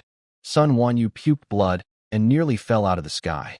But she held on, teeth clenched so hard I thought they'd crack, face twisted into something between agony and pure spite. Chen Shan. Now, I know. These old bones are all in today. Old Chen went nuclear. His declining, aging chi ignited like a supernova, blood-burning technique, the kind of move that trades your lifespan for power. He turned into a golden comet and dove straight into the lightning storm. His spear condensed every drop of his life's cultivation into a 100-meter-long golden beam, and he slammed it into the male eagle's skull. Get back, clang. The impact pushed the 9-star murder bird back hundreds of meters. Old Chen's hands split open from the recoil, blood everywhere, body spinning backward through the air, But both he and Sun Wanyu were smiling through the blood. They'd held it. Chen Ye, forget about us. Kill the female. We've got this. It's not getting through. I looked back. Old Qin, drenched in his own blood, burning like a candle on its last inch. Sun Wanyu, face white as paper, forehead bleeding, barely conscious but refusing to let those chains break. Two people at the absolute peak of human power, spending their lives like pocket change to buy me time. I turned back to Mama Bird. She'd crawled out of the rubble, battered and bleeding but alive, because 8-star beast emperors are basically unkillable cockroaches with wings. She saw the murder in my eyes, and for the first time, I saw genuine fear in hers. She spread her wings and started gathering every last drop of purple lightning she had. I charged. She screamed, one piercing, desperate cry, and pulled all her remaining energy into her beak. Every last spark of purple fire compressed into that giant hook of death. Then she did the craziest thing possible. Instead of running, she folded her wings and turned herself into a purple comet aimed directly at my chest. All in. Kamikaze, take me with you. Going for the mutual kill? I grinned. Grabbed my spear with both hands and pumped every ounce of 9-star peak chi into it until the metal was humming. Break. Spear met beak. Head on. Full speed. Boom crack. The explosion of energy was so bright everyone on the wall had to look away. The shockwave rattled buildings for miles. Then, a horrible, gut-wrenching snapping sound. My spear broke. Shattered right in the middle. Black metal fragments spraying everywhere like shrapnel. The cheering on the wall died instantly. Thousands of throats went silent at once. His weapon broke. It's over. Without a weapon, how can he? Even old Qin flinched so hard he almost ate a lightning bolt. The female eagle's eyes lit up with psychotic joy. Her cracked beak was still coming, still aimed at my heart. She was screeching in triumph, already tasting victory. And I was standing there, weaponless. Giant murder beak 2 feet from my chest. My expression didn't change, not even a little. Because, and this is the part where being me is just so convenient, I casually flipped my right hand, and a brand new alloy spear appeared out of nowhere. Thank you, inventory system. Thank you for letting me store spare weapons like a normal person stores spare batteries. What? Did he just? Where did that come from? The eagle's triumphant screech died in her throat. Those vertical pupils went from victory to, oh no, faster than I've ever seen an emotion change on a bird's face. She tried to brake, tried to swerve. But physics is physics, and several hundred tons of bird moving at full speed doesn't just stop. Surprised, I flashed my teeth. Since you're so eager to come to me, let me help. I didn't stab. That would have been boring. Instead, I gripped the new spear like a baseball bat, twisted my whole body into it. Hips, core, shoulders, everything, and swung at her giant incoming head like I was going for a home run. Boom. The most satisfying sound I've ever produced in my entire life. Her skull caved in sideways. Her entire head deformed on impact. Purple blood and bone fragments exploded in every direction as her massive body, propelled by its own stupid momentum plus my swing, rocketed toward the ground like the world's ugliest baseball. Going, gone. The female eagle hit the ground like God dropped a bowling ball. The impact registered as a small earthquake. She cratered into the wasteland a few hundred meters from the wall, punching a hole nearly 100 meters wide into solid rock. And the hundreds of 3- and 4-star beasts that happened to be standing in the splash zone didn't even get to scream. Just, poof, instant blood mist and confetti. Funny thing, there was a time when a single 3-star beast would have had me fighting for my life. A 4-star? That was right my first situation. Now they're dying from my collateral damage. Not even worth a thought. I gave that realization exactly 0.1 seconds of nostalgia before the killing instinct took back over. I walked down from the sky. Literally walked. Step by step on invisible stairs, like the atmosphere owed me a staircase and was too scared to refuse. Spear in hand, tip pointing down, catching the sunlight with that cold, someone's about to die, gleam. Down in the crater, I could hear coughing. This bird was still alive. Half her skull was caved in from my home run swing, and she was still twitching in the rubble. Beast emperors are absolutely ridiculous. You could put one through a wood chipper, and it'd probably crawl out asking for seconds. But not today. She looked up at me, and I saw something beautiful in those massive eyes.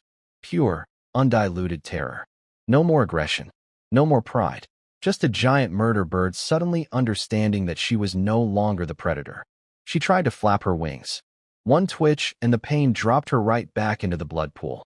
I stepped onto her chest. Just stood there on top of a creature the size of an airplane, looking down at her like she was a chicken on a cutting board. Tough girl. Still kicking. I raised my spear. But you're already on the menu. No point struggling. I leaned in with a grin. My wives are waiting for you to hit the pot. She understood. I swear she understood. She let out this final, heartbreaking wail of despair and opened her shattered beak for one last desperate bite. My spear went in through her open mouth, through her brain, and pinned her skull to the earth like a pushpin through a note. One twitch, then nothing. 8-star peak, Beast Emperor. Dead. Up in the sky, old Chen and Sun Wanyu were running on fumes. Both covered in blood, chi flickering, breathing ragged, staying airborne through pure willpower and spite. Then the male eagle felt his mate die. The sound he made, even I felt it. A scream so full of grief and rage that the sky itself darkened. The clouds twisted. The air went cold. He stopped caring about defense entirely. Let old Chen's spear cut him. Let Sun Wanyu's psychic needles stab his brain. Didn't matter. Only one thought left in that massive skull. Kill everything. His lightning turned from purple to blood red. He's going to self-destruct. Old Chen screamed. Inspector, get back. Yeah, no. Not happening. I came in from directly above like a dark purple meteor, moving so fast the air itself screamed and shattered beneath my feet. Swallow it back down. The male eagle's feathers stood straight up. Every single one. Because in that moment, his apex predator instincts, the instincts of a creature at the absolute top of the food chain, told him something they'd never told him before. You are about to die. The pressure coming from above me was heavier than his own self-destruction. If he kept charging his explosion, my spear would shatter his spine before the energy even left his body. So this clever monster did the impossible. He aborted his self-destruct mid-cast, swallowed all that berserk energy back down his own throat. The backlash ripped his chest open, purple gold blood spraying everywhere, but it bought him one split second to pull off a physics-defying barrel roll that no creature that size should be capable of. My spear grazed his wing, so close, and kept going straight down. He dodged it. The sneaky overgrown chicken actually dodged my killing blow. But my spear didn't care about missing. It hit the ground instead, and the ground lost. Catastrophically. The impact was like a meteor striking Earth. The surface collapsed. A ring of dark purple energy exploded outward in every direction for a full kilometer. Every beast within that radius, iron-armored rhinos, shadow leopards, blood wolves, didn't matter, evaporated. Not killed, not crushed, evaporated. Turned into paste so fine you couldn't tell what species they used to be. Thousands upon thousands of monsters, gone in a single shockwave from a missed attack. I pulled my spear out of the crater, looked up at the wounded male eagle circling overhead, and cracked my neck. Round 2, big boy. My missed attack created a vacuum zone in the beast tide. Thousands of monsters, just gone. And the remaining 300,000? They all stopped. Every single one. These mindless killing machines that had been charging forward like furry bulldozers suddenly developed the survival instinct of a rabbit at a wolf convention. Their legs were shaking. They wouldn't move. 300,000 beasts, frozen solid, because they just watched what happened to the one standing where my spear landed. And that was the miss. I floated up out of the crater, which was basically a swimming pool filled with meat smoothie, dusted off my shoulder, and looked up at the male eagle. He'd survived. Barely. Aborting his self-destruct had ripped his chest open, and he was bleeding everywhere, panting like he'd just run a marathon through hell. But those blood-red eyes were locked on me, and behind the rage I could see something new. Respect. The terrified kind. He knew. If that spear had connected, he'd be a dead bird. Old Chen and Sun Wanyu were catching their breath in the distance, exchanging. Did that just happen? Looks. If I hadn't forced that thing to cancel its explosion, they'd both be in pieces right now. Old Chen, Inspector Sunday. I spun my spear in a lazy circle and pointed it at the sky. Leave the husband to me. I stomped the air hard enough to create a sonic boom. Hey, big guy. Your wife's already been added to the grocery list. Why don't you be a good boy and become a matching set? The male eagle didn't run. Even now, bleeding and broken, he had his pride. He was the king of the wasteland. Plus, I'd murdered his wife. That's not a grudge you walk away from. But he was done being stupid about it. Instead of another wide-area lightning barrage, he compressed all his remaining electrical power into his wings and claws. His massive body started vibrating at some bizarre frequency, crackling with concentrated purple electricity. Then he vanished. Not, flew really fast, vanished, like someone deleted a Boeing 747 from existence. The only evidence he'd been there were zigzagging trails of purple lightning hanging in the air, a giant net of afterimages closing in around me from every direction. Lightning shadow escape. Sun One, you shouted from the distance. He's burning his blood essence for speed. Even I can barely track him. Everyone on the wall was losing their minds. From their perspective, I was just standing there with my eyes closed while an invisible 9-star death bird was about to shred me from a blind spot. I looked like an idiot waiting to die. But in my spiritual perception, crystal clear, black and white world, perfect silence, and one blazing red-purple energy, signature, moving at impossible speed, coming in from my rear left. The dead angle. My eyes snapped open. Purple light detonated in my pupils. Open up, I whipped around and swung my spear in the most beautiful arc I've ever drawn. Perfected Azure Dragon spear technique. Not brute force this time. Silk and water. Redirect, deflect, flow. Clang. His tank-crushing thunder claw met my spear, and the energy just slid off, like hitting a spinning cushion. The devastating momentum got redirected, absorbed, neutralized. But a 9-star beast emperor burning his own blood for one all-or-nothing strike is a lot of energy. Even after deflecting most of it, the leftover force was still too much for the weapon. Crack, boom. Spear number 2, deceased. Black metal shrapnel flying everywhere. Again. His weapon broke again. The wall collectively had a heart attack. At this range, no weapon, face-to-face with a 9-star beast emperor, that's a death sentence. The eagle's eyes lit up like Christmas morning. He thought he'd won the gamble. This human's weapons keep shattering. A tiger without fangs is just a big cat. His massive beak opened wide, aimed straight at my exposed throat, and I was just standing there in a cloud of metal fragments, not panicking even slightly, with a tiny smirk on my face. My right hand reached casually into empty air. Whoosh! A third brand-new black-gold spear materialized in my grip. Gleaming. Perfect. Cold as death. No warning. No delay. Like a magic trick performed by someone who's bored of impressing people. Thank you, storage space. Best feature I ever invested in. I packed those spare spears like a responsible adult packs extra underwear for a trip. And the look on that bird's face, beak wide open, 1 inch from my neck, suddenly staring at a fresh spear tip pointed right back at him, was worth everything. Surprise, feather brain. I've got a third one. The bird's tiny brain could not compute. Spear broke. Spear back. How? Why? That half second of, does not understand, was all I needed. This time, try dodging this. I flicked my wrist and the Azure Dragon spear technique activated. Not the flashy power version, but the nasty one. The sneaky, venomous snake from a hole one. The spear found the most evil angle possible and shot forward. Right into his left eyeball. Through the eye. Through the brain. Out the other side. The scream he started didn't even finish. Just, scare, and then silence. His massive body locked up, twitched violently, and all that terrifying lightning energy flickered out like someone unplugged a Christmas tree. Then gravity took over. Several thousand tons of dead 9-star beast emperor dropped straight down like the world's worst meteorite, aimed perfectly at the thickest cluster of his own army. The beast below looked up, saw a shadow, had about half a second to think.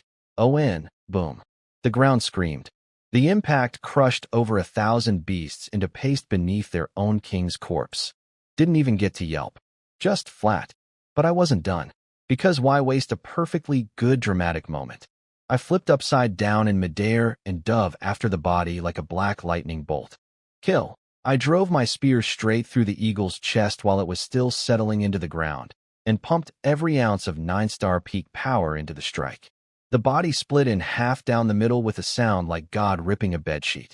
The leftover lightning in the corpse mixed with my energy and exploded outward in a ring of blood-red destruction, sweeping across the ground in every direction. Every beast within a kilometer just popped, like balloons at a kid's party, except the balloons were full of blood and organs. One spear thrust, another 1,000-meter kill zone. I pulled my weapon out, stood on top of the split-open carcass, and looked out over the battlefield through a curtain of falling blood rain. Peak aesthetic. Up in the sky, Old Chen and Sun Wanyu had completely stopped functioning. This kid, Old Chen, was breathing hard. He did that on purpose. Sun Wanyu's body was actually trembling. Not fear. Something else entirely. Her eyes were practically glowing. Yes, he faked the weapon breaking. Wait, what? I don't know what trick he used to make weapons appear from nowhere, but he deliberately let the eagle think it had won. Made it drop its guard. And the instant it committed to the killing blow, he'd already calculated the exact angle and trajectory of his counterattack. She took a shaky breath. This level of battlefield control, this kind of predatory instinct. She paused for dramatic effect, because apparently even ice queens appreciate good timing. He's a born war god. A monster built for killing. Okay, so here's the thing. She was giving me way too much credit. I didn't fake anything. My spears genuinely broke because they were made of regular alloy, and I was fighting a 9-star beast emperor. I just happened to pack extras. That's not genius battlefield strategy. That's called being prepared. But if the smartest woman on the battlefield wants to believe I'm a 500 IQ tactical mastermind who orchestrated the whole thing, who am I to correct her? She turned to Old Chen, voice dead serious. This word God camp slot. It belongs to him. No question. Then, quietly, to herself, I might be witnessing the rise of humanity's next leader.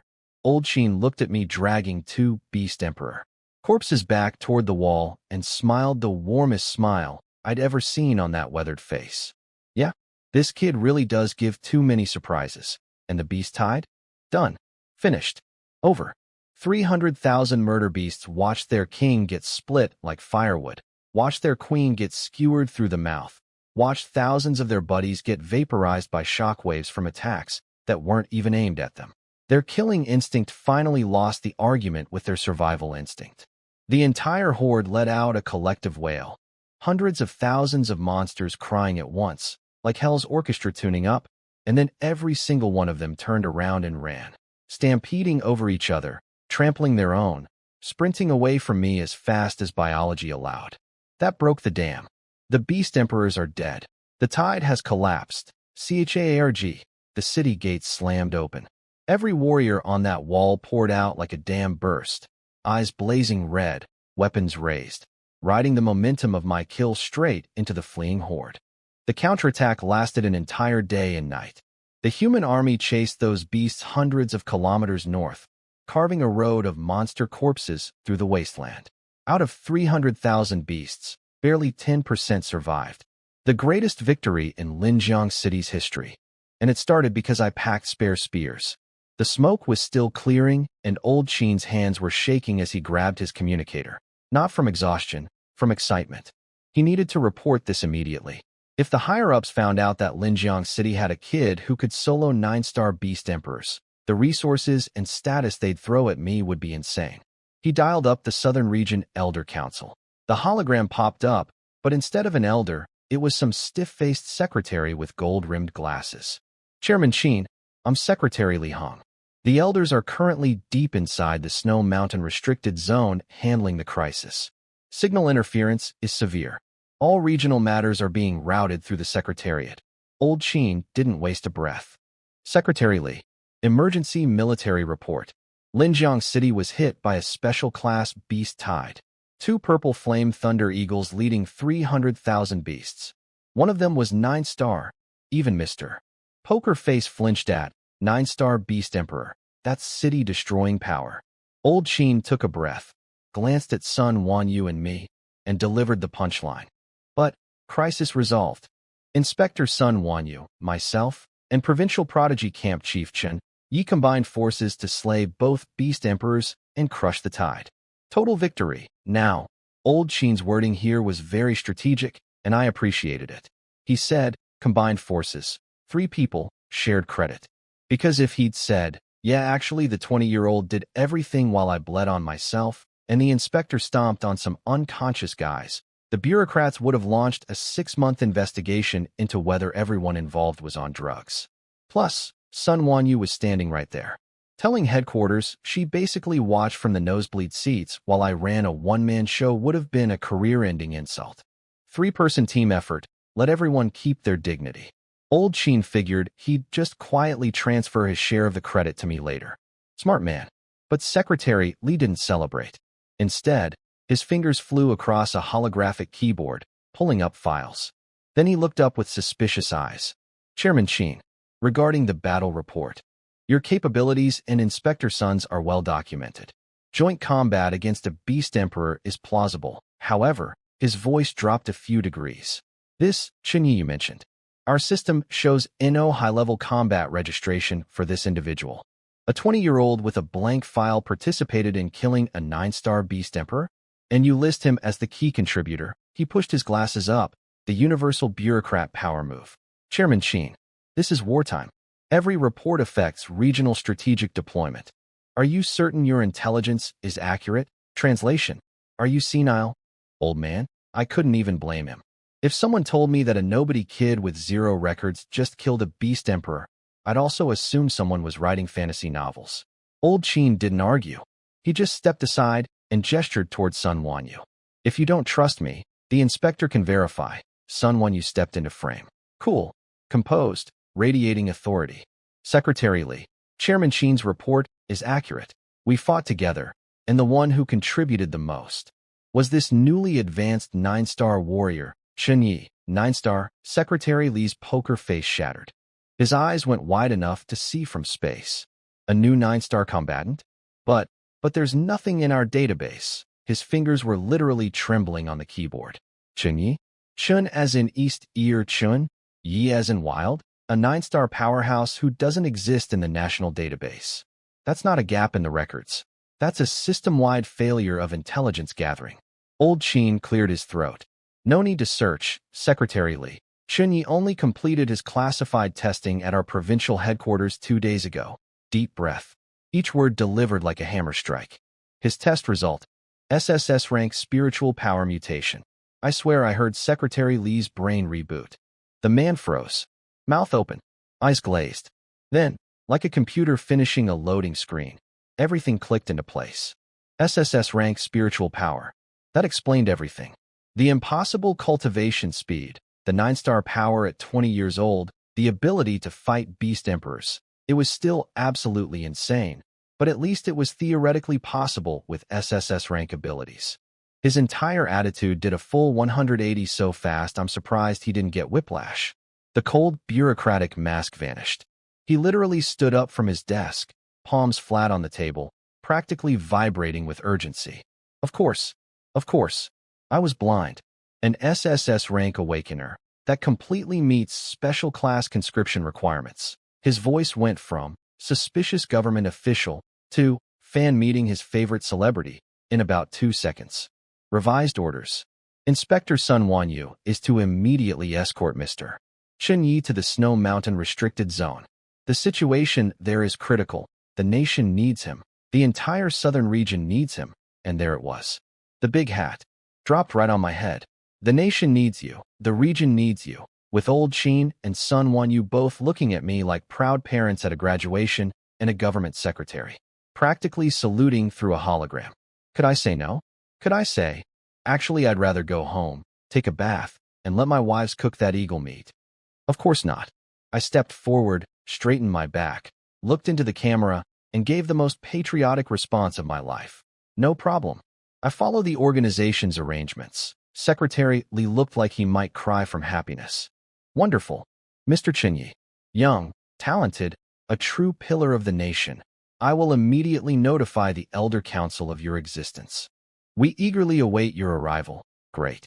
So now I'm going from guy in bathrobe drinking tea to national strategic asset deployed to a crisis zone in the span of about 4 hours. This morning I was lounging on a couch. Now I'm a pillar of the nation. What a Tuesday. Old Sheen hung up the call and turned to me with the smuggest grin I've ever seen on a centenarian. Did you hear that? Secretary Li called you a pillar of the nation. I've never heard him say that about anyone. I shrugged.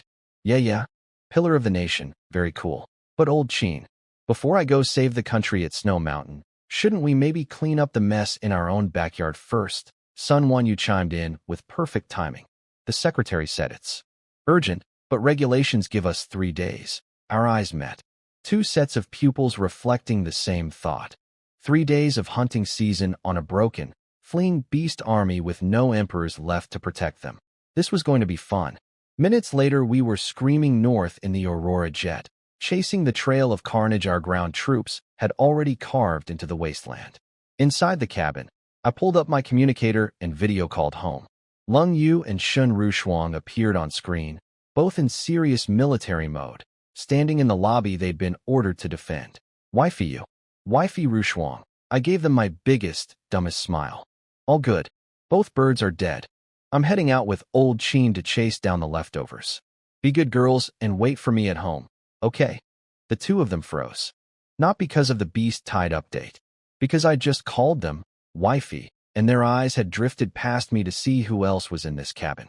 Old Chen, pretending very hard to find the clouds outside absolutely fascinating.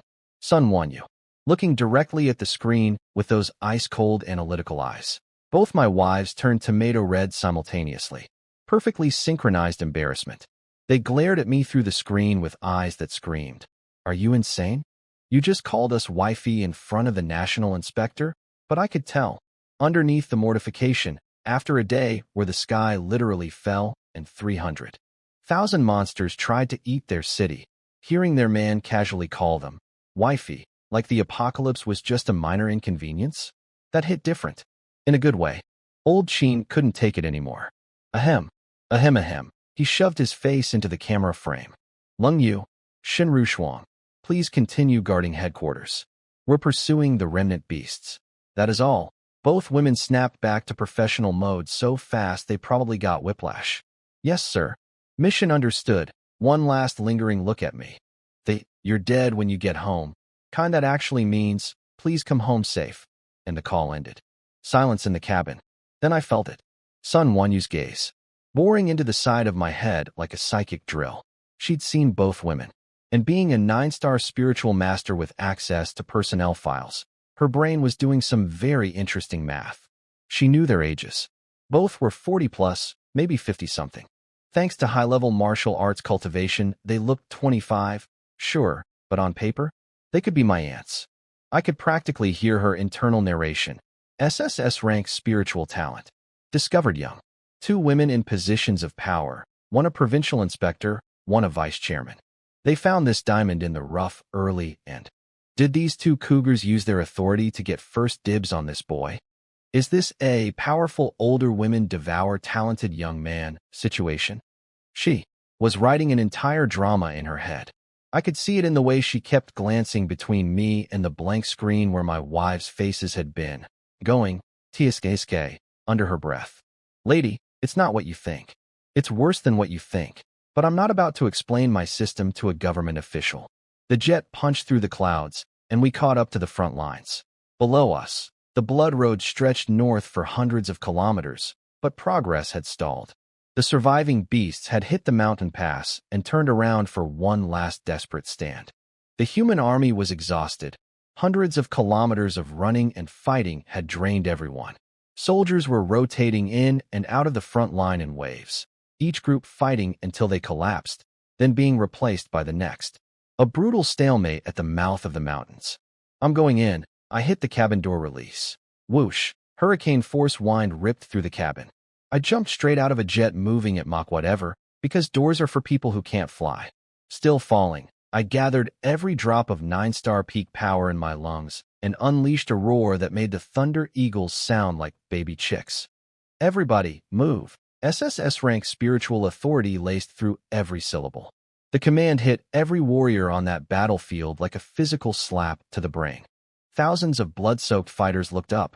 Against the blazing noon sun, a black silhouette was plummeting from the heavens like a dark meteor wrapped in purple flames, radiating enough power to make the air itself flinch. Fall back. Fall back. Don't block him. The big guy's here. Run. He's about TOULT. The human side voluntarily retreated. Not out of fear, out of self-preservation. Nobody wanted to be standing in MY blast radius. I adjusted my trajectory mid-fall, locked onto the densest concentration of monsters at the mountain pass, and dove straight into them like a nuclear warhead with a grudge. I hit the ground like a bunker buster bomb. The earth split open. A shockwave ring blasted outward. Over 103 and 4-star beasts in the immediate zone didn't even have time to make a sound before their bodies inflated like balloons and pop. Blood rain, bone confetti, organ salad, the whole buffet. Just spraying everywhere in a 360-degree splash of, you shouldn't have been standing there. When the dust settled, there was a massive crater of pure red horror, and me standing in the middle of it, surrounded by nothing but chunky paste. Not a single living thing within arm's reach. I walked out of the pit casually, scanning the area. This beast army looked scary on paper, hundreds of thousands, but 90% were 1- and 2-star cannon fodder. The actual threats? Rare as honest politicians. On the rim of my crater, one beast stood out. A shadow demon leopard king, 6-star peak, covered in black scales, compact and deadly, crouching and staring at me with supposedly intelligent eyes. It was smart, I'll give it that. Smart enough to watch me walk out of a crater made of its former army and immediately decide on the correct course of action. It ran. No hesitation. No revenge roar. Just zoom. A black blur rocketing toward the mountains at maximum. I want to live, speed. Going somewhere. I hit it with a psychic slap from the sky. Full SSS rank spiritual power, like an invisible giant palm swatting a bug mid-flight. The leopard's legendary speed became absolutely meaningless as its body locked up in midair and got pressed toward the ground like God was closing a book on it. Then I jumped, knees compressed, body coiled, launched upward like a spring, and came down on top of it like a meteor with a personal grudge. Boom. The 6-star peak beast king, famous for its defenses, exploded on contact. Didn't get a single sound out. Just splat. Meat everywhere. Bone dust. A leopard-shaped hole in reality. Behind me, Sun Wanyu was watching all of this. And something was happening to her. Her usually frost-cold eyes were trembling. Her heart, which she could hear with perfect 9-star clarity, was beating faster. Looking at me standing on top of that beast king's remains, drenched in the aesthetics of violence, radiating raw power. This little man has some skill. She bit her lip. Her eyes did this thing. You know the thing. Then she suddenly shot past me like she was trying to prove something. Move. Let's hit their nest. Oh, so now we're racing? Okay then. What followed was the most one-sided safari in human history. Sun Wanyu and I carved our way through the 100,000 mountains like twin chainsaws through a forest of tofu. Everything in our path, poisonous bugs, ambush beasts, desperate remnants, got turned into mulch. We weren't even slowing down. Just two unstoppable killing machines on a nature hike from hell. Higher and higher we climbed. The air got thin, but the spiritual energy got thick, so dense it was practically soup. Finally, we hit the summit and found it. The nest. A massive structure built from unknown giant beast bones and black ironwood. Ancient and primitive, sitting on top of the world like a dragon's throne. And in the very center, 3 eggs. Each one half as tall as me. Purple lightning patterns crawling across their shells. Beast Emperor eggs. My eyes lit up like a kid finding presents under the Christmas tree. These things were priceless. Eat them. Legendary nutrition. Hatch them. Pet 9-star thunderbirds. Either way, jackpot. Then, scare. Scare. 2 angry screeches from above. I looked up. 2 juvenile purple flame thunder eagles. Wingspan about 20 meters, 4-star peak. Were circling overhead, glaring down at us like we'd just broken into their house. Which we had. This was literally their dead parents' house. And we'd killed their parents. And now we were eyeballing their unborn siblings like they were an omelet. In their defense, I'd be mad too. They had pure royal bloodline in their veins, which meant they hit way above their weight class, easily matching 5-star beasts even at 4-star. But they were staring down at the guy who'd just turned their 9-star dad into a split carcass and their 8-star mom into spear kebab. Kids, I admire the courage. I really do. But let's think about this carefully. 2 baby chickens that haven't even grown up yet. Sun Wanyu snorted, launching herself into the sky like a white missile powered by pure disdain. I followed right behind her, but instead of using spiritual power to fly, I went full caveman mode, and just kicked the air hard enough to create explosions under my feet. Step, step, step, sonic booms with every stomp. Who needs levitation when your legs are basically rocket engines? We looked at each other midair. No words needed. Just two people who'd been killing things together all day and had developed the kind of synchronized combat instinct that usually takes years. Two invisible psychic hands slammed down on the baby eagles simultaneously. Scarier, wings locked. Bodies dropped. Two 4-star thunder eagles plummeting like rocks, their royal bloodline doing absolutely nothing to save them. We crossed paths in midair, each taking one bird, and caved their skulls in at the exact same moment. Two thuds, two headless futures. The purple flame thunder eagle bloodline, officially extinct. Sun Wanyu landed at the edge of the nest, chest rising and falling, surrounded by beast blood. And here's the thing. She looked absolutely incredible.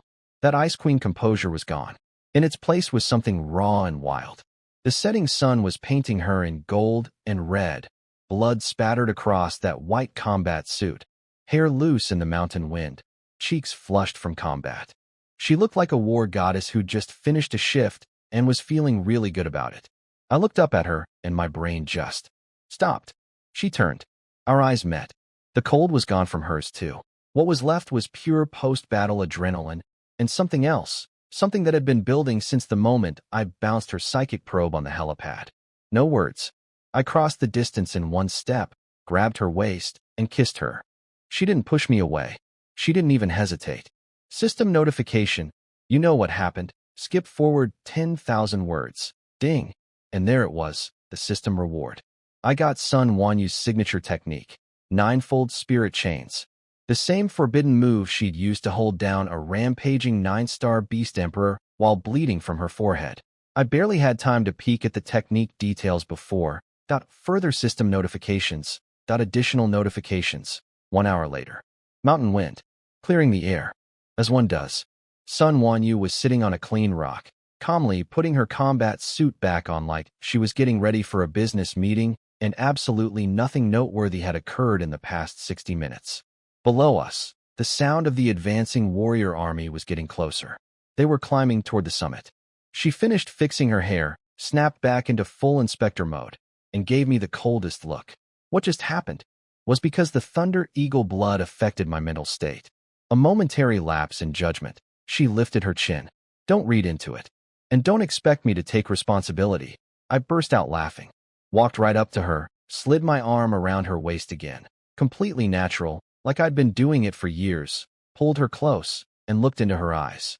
That's fine. You don't have to take responsibility. Pause. I will. She froze for half a second. Something complicated flickered across those beautiful eyes. Then she reached up with one slender finger, tilted my chin upward, and gave me this smirk that was equal parts seductive and challenging. Big words from a little boy. She gently pushed my hands away and stepped to the cliff's edge. I'm very picky, sweetheart. And you, while not terrible, are about 100 years too early to talk about taking responsibility for me. With that, she laughed, stepped off the cliff, and vanished into the clouds below like a white bird diving into the sea. Absolutely theatrical. Maximum dramatic exit energy. I stood at the edge, watching her disappear, rubbing my chin. Whether you want it or not.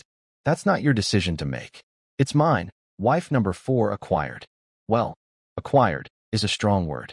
Let's say, deposit placed. Contract pending. But the deal will close. I always deliver. Sun Wanyu glided down from the mountain looking like a woman who had absolutely, definitely, 100% not just had the time of her life. Ice Queen mask, reinstalled. Voice, back to cold. Posture, regal. But if you listen closely, and I have SSS rank perception, so I always listen closely, her voice had this tiny hint of satisfied hoarseness that wasn't there before. She told herself a whole story on the way down. I know because I could practically feel her internal monologue from the mountaintop. This was just stress relief. A hunt. I'm the hunter. He was the prey. I saw something I wanted. I took it. I'm done. Simple. Clean. Totally in control. I am not joining some harem. I am a national inspector. I don't compete with other women. This changes nothing. Sure, lady. Whatever helps you fly straight. She landed at base camp, told old Chen the nest was cleared, and left everything else to the team. Her voice had that post-combat lazy rasp, and old Chen didn't even notice. Bless his innocent old heart. By the time I came down carrying 3 massive Beast Emperor eggs, her jet was already a dot on the horizon. Old Chen rushed over, checked me for injuries. None, obviously. Then squinted suspiciously at the sky where Sun Wanyu had disappeared. He pulled me aside and whispered, "She left pretty fast. You didn't offend her up there, did you?" His face was pure worried grandpa. In his mind, 2 young hotheads alone on a mountain equals verbal conflict. If I'd mouthed off to a national inspector, my career was toast. I gave him my most innocent smile. Offend her? No way. We got along great. Really. Connected. Deep exchange of ideas. Felt like we'd known each other forever. She probably just had somewhere to be. He stared into my eyes for a long time, running his built-in lie detector. Apparently I passed, because he nodded slowly. Good. Good. As long as there's no trouble. Now, you brought the eggs down too? Excellent. Major contribution that night. 16th floor. The greatest dinner party in Linjiang city history. Old Chen had pulled rank and allocated a portion of 9-star Beast Emperor meat for my personal use. As a reward for saving the city. Fair trade, honestly. The eagle was in the pot. The spiritual energy coming off that broth was so thick, you could practically chew the air. The entire floor smelled like heaven decided to open a restaurant. I sat at the head of the table watching my 3 wives demolish eagle meat like they hadn't eaten in weeks. Faces glistening, cheese surging, cheeks flushed from the spiritual energy flooding their bodies. Here, Chinga, this piece is the most tender. Very nutritious. I dropped a choice cut into Su Chinga's bowl like the caring husband I am. Lung Yu put down her chopsticks. So there were 3 emperor eggs? Turn them in, I said, sipping my wine. Strategic resource. Old Chen sending them to the National Research Institute. Shame. Chinga sighed. Would have been nice to keep one. Wouldn't help. Lung Yu shook her head. Emperor-class eggs can't hatch outside their natural environment. They'll probably extract the life source fluid for high-grade medicines or run genetic experiments. Everyone nodded and went back to eating. Easy come, easy go. Then, several drinks in, Shen Rushuang dropped this little comment. By the way, I saw the special operations team setting up security on the 19th floor. Looks like Inspector Sun is staying in our building tonight. Silence. Su Chinga blinked those big doe eyes, looked at the premium Beast Emperor meat steaming on our table, and said in her sweetest, most thoughtful voice, "Honey, Inspector Sun helped us so much today, and she's a guest from far away, staying right upstairs. Shouldn't we send her some of this to try?" The table went quiet. Lung Yu and Shun Rushuang both turned to look at me with perfectly synchronized, "We see right through you," expressions. I put down my chopsticks. My smile could have lit up the building. I grabbed Chinga, pulled her close, and planted a big kiss on her cheek. Huh. Chinga gets me. Absolute soulmate. I was just thinking we should share, but I was afraid you girls would overthink it, so I kept my mouth shut. And here my Chinga goes and says exactly what's in my heart. What a woman. Lung Yu rolled her eyes so hard I thought they'd get stuck. She knew exactly what was churning in my scheming little brain. But she grabbed a fancy food box anyway. Fine. Pack it up and go. Then she added with a dismissive huff, "Don't get your hopes up, though. She's from the capital. She's probably had every delicacy on earth. 9-star eagle meat might not even impress her. But Chinga's right. We should show proper courtesy. She is your recommender for War God Camp. After all," Shen Rushuang smiled knowingly. "Just go and come back quick. Don't make us look like we have no manners." I packed up the food box, grinning like an idiot, and headed for the elevator. Don't worry, ladies. She'll definitely appreciate this. We're comrades. Battle buddies. Or friends. It's just a friendly visit between fellow warriors. The elevator doors closed on 3 faces that said, "We don't believe a single word you just said, but we're letting you go anyway. 19th floor, here I come. Just bringing dinner to a friend. A friend I spent an hour with on a mountaintop. A friend who is definitely not expecting me. A friend who told me I'm 100 years too early. We'll see about that." 19th floor. Security checkpoint. I stepped out of the elevator and immediately got blocked by 2 4-star guards who looked like they'd been hired specifically to not let people through doors. "Apologies, Chief Chen. This floor is Inspector Sun's private rest area. No one enters without her permission." The hallway was absurd. A sound-dampening carpet, guards every few meters, 3 checkpoints before you even see a door. You'd think they were protecting nuclear launch codes, not one woman's beauty sleep. I pulled out my communicator and called her. 2 rings. She picked up. And listen, the image on that screen nearly killed me faster than any beast emperor. Sun Wanyu in a loose silk nightgown, hair wet from a fresh shower, draped over her shoulders, city lights twinkling behind her through the floor-to-ceiling window. What do you want? Ice cold. As if nothing had happened today. As if we hadn't spent an hour on a mountain doing things that would make the Beastgate cult blush. I held up the food box and waved it at the camera with my friendliest grin. Inspector Sun, long night ahead, so I brought you some freshly cooked 9-star eagle meat. Just a little thank you for today's guidance. Leave it with the guards. I'm going to sleep. She reached for the disconnect button. Hold on. I dropped the goofy act. Locked eyes with the camera. Lowered my voice. Sun Wanyu. Teacher Sunday, actually. I have a cultivation question I need your help with. She froze. Then snorted. Ask tomorrow. She knew exactly what I was doing. Time for the big play. I sighed dramatically, putting on my most troubled, studious expression. See, the thing is, after watching you use the 9-fold spirit chain technique yesterday, I went back and tried practicing it myself. I managed to get started, got through the basics, actually, but I can only form 3 chains so far. It feels sluggish. Something's off. I'm worried if I keep practicing wrong, I might hurt myself. So I really need Teacher Sun to open the door and give me some personal instruction. I paused. Let my eyes do the talking. The kind of talking only 2 people who'd been on that mountaintop would understand. On screen, her breathing hitched. Just for a beat.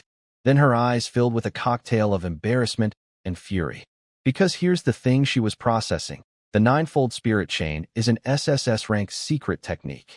When SHE first learned it, as a 7-star SSS rank prodigy being groomed for greatness, it took her a month just to feel the first chain. Half a year to reach 3 chains. And this little punk was claiming he learned it from watching her use it once. And he's already at 3 chains. And he's just a little stuck? Absolute nonsense.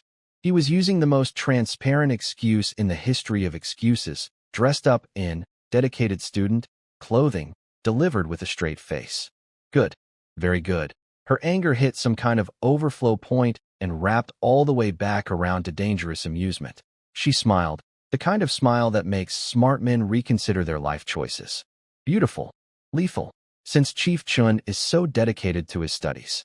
Even making late-night house calls, she ran her tongue slowly across her lips, voice dropping to a purr. How could a teacher turn away such an eager student? Come in. I'm very curious to see exactly how far your 3 chains have progressed, what she was actually thinking. Get in here, you little punk. I'm going to lock you down with all 9 chains and psychic whip you until you regret being born with a mouth. The armored door clicked open. The 2 guards outside snapped to attention and looked at me with pure reverence. Chief Chun, please go ahead. And I could practically read their internal monologue. This is the Prodigy Camp Chief? Unbelievable.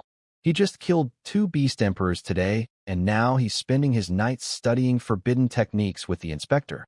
He saw the technique once and already learned it. While we spent our evening drinking beer and talking trash, this guy is hauling midnight snacks to a 9-star master and begging for extra lessons. No wonder he's the strongest. The gap isn't talent. It's work ethic. We don't deserve to breathe the same air as this man. Bless their hearts.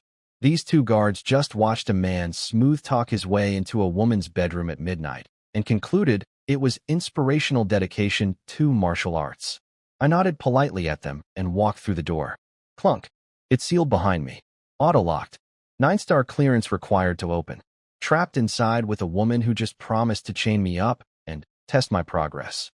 This is going to be a great study session. The room was dark. Just a few mood lamps near the window casting this warm amber glow. Smelled like fancy shower gel and murderous intent. Chen Ye. That lazy, dangerous voice came from ahead. I looked up and, okay, I need to be honest here. My brain needed a second to reboot. Sun Wanyu. Barefoot on plush carpet. Silk bathrobe barely tied, hanging off one shoulder, showing enough porcelain skin and collarbone to be classified as a weapon of mass distraction. Wet hair dripping down her neck, water droplets tracing paths to places that made my throat very dry. Gorgeous. Heart attack gorgeous. But also, purple sparks dancing on her fingertips and a stare cold enough to freeze hellfire. Put the food down. She lifted her chin. You said you learned my technique? Then stop talking and show me. Right here. Right now. Use the ninefold spirit chain on me. Arms crossed. Smirk dripping with contempt. Let teacher see if your skills are real. But her eyes went razor sharp. If you lied to get in here, teacher won't be gentle. I could literally see the screenplay playing behind her eyes. She was so confident I was bluffing. In her mind, the plan was already written. Step 1. Chen Ye tries to fake it. Step 2. He fails miserably. Step 3. She activates the real ninefold chain on me and wraps me up like a dumpling. Step 4. She materializes a psychic whip and beats me senseless while I beg for mercy. She was already mentally rehearsing the whip sounds. Her lips were curling into this sadistic little smile that said she was going to enjoy this.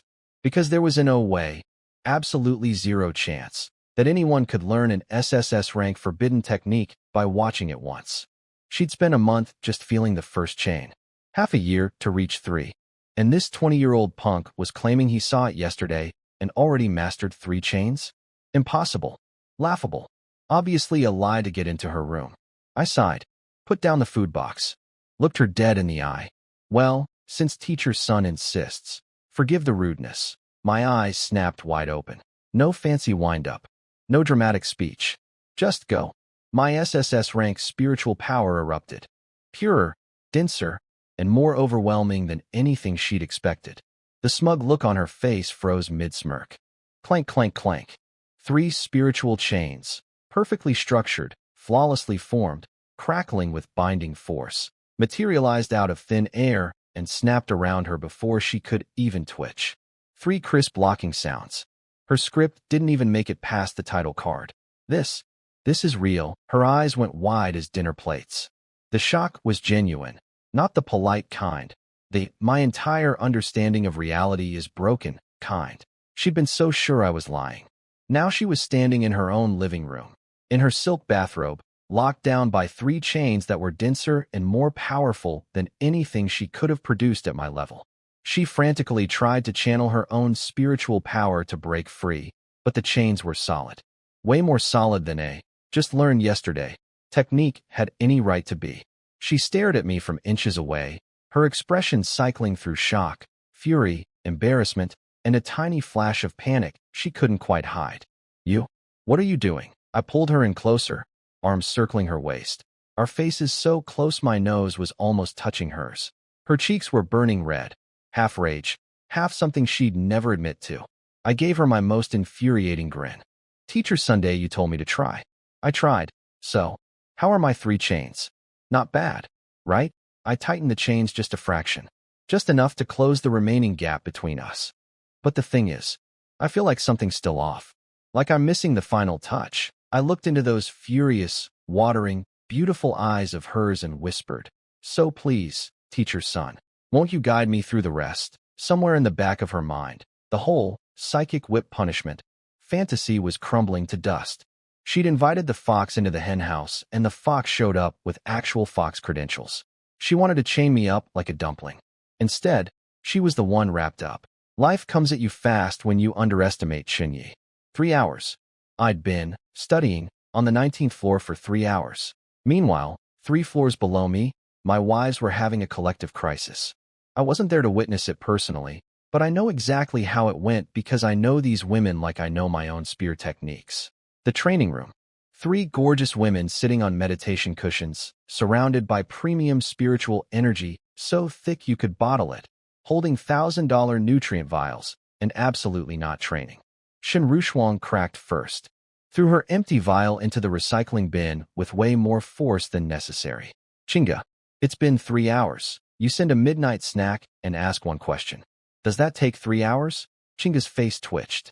Her newly awakened spiritual senses, or more accurately, her woman senses, had been screaming alarm bells since hour 1. Every feminine instinct in her body was saying, that is not an academic visit. But logic fought back. That's Sun won you up there. National Inspector. 9-star Grandmaster. SSS rank. They met today? There's no way even Chen Ye could. Maybe. He's working through a difficult part? A 9-star master's personal guidance is a once-in-a-lifetime opportunity. It probably takes a while for the hands-on instruction. Hands-on? Lung Yu snorted without even opening her eyes. Silence. The beautiful thing was, all three of their phones were right there. One button. One call. Hey honey, what's taking so long? 3 hours. Nobody touched a phone. Not because they didn't want to. Shen Rushuang was thinking, what if he's genuinely in a deep cultivation breakthrough? If I call and interrupt it, I'll look like the insecure wife who ruined a once-in-a-lifetime learning opportunity. Lung Yu was thinking, calling to check up is beneath my dignity. Also, what if I call and the video shows me something I really don't want to see? The awkwardness would literally kill me. And sweet little Chinga?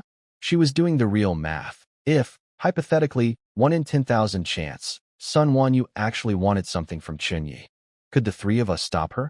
She's a 9-star spiritual grandmaster. We couldn't stop her from taking our lunch money, let alone. In a world where the strong rule, Sun Wanyu's existence is basically an executive order that doesn't require approval. Forget it, Shen Rushuang sighed, cracking open a fresh nutrient vial and chugging it. Better to train.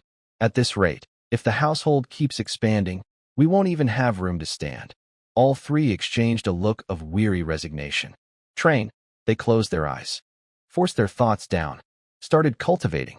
But this time, there was a new fuel source powering their meditation, pure, undiluted competitive anxiety.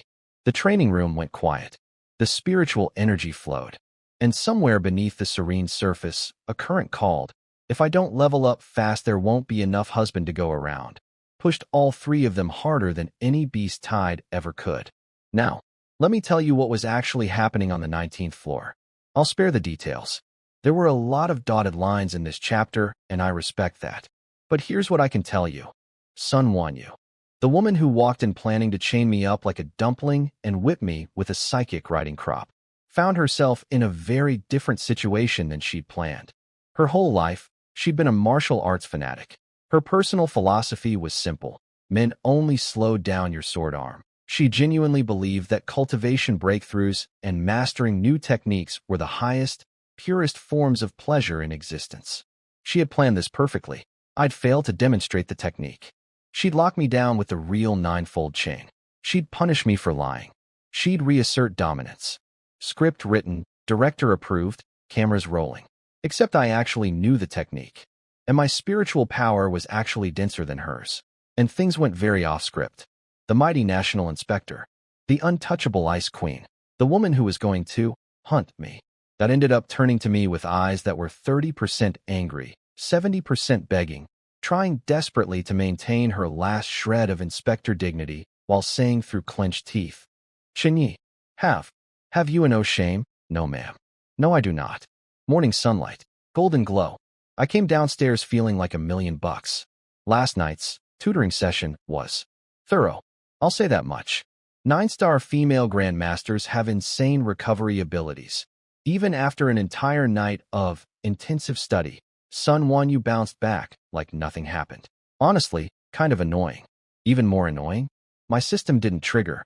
Her 9-star constitution was apparently too fortified for my abilities to fully land.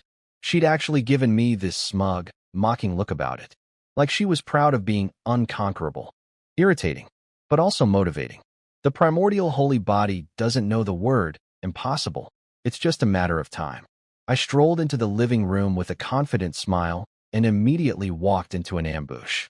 3 women, 3 combat suits, 3 sets of crossed arms and crossed legs, sitting on the couch like a tribunal of angry supermodels. Lung Yu, pure black suit, radiating military court-martial energy. Shen Rushuang, deep crimson, oozing, I will end you, elegance.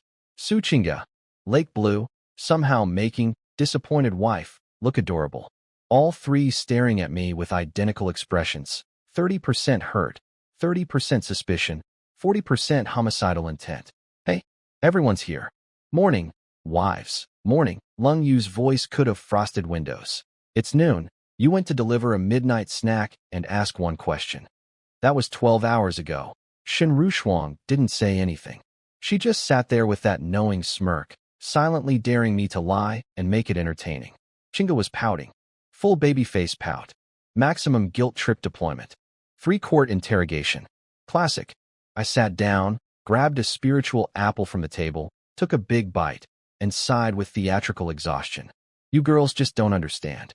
Teacher's son is a world-class instructor. So rigorous. So thorough. Completely bare. Barely cutting any corners. 100% naked. Honest. Naked honesty in her teaching approach. I coughed. I got so absorbed in the ocean of knowledge that I lost track of time. 6 eyes rolled simultaneously. A perfect synchronized routine. Ocean of knowledge? More like ocean of something else. Lung Yu shot to her feet, pointing at me like a prosecutor delivering closing arguments. Chen Ye, do you think we're stupid? You were gone for over 10 hours. You still smell like her shower gel. Her personal shower gel. And you're telling me this was innocent tutoring. She was building up to a magnificent rant. Could have gone on for minutes. Real championship-level scolding. I let her get about halfway through. Let me finish first. My smile stayed. But my eyes sharpened. Look, I love my wives. I spoil them rotten.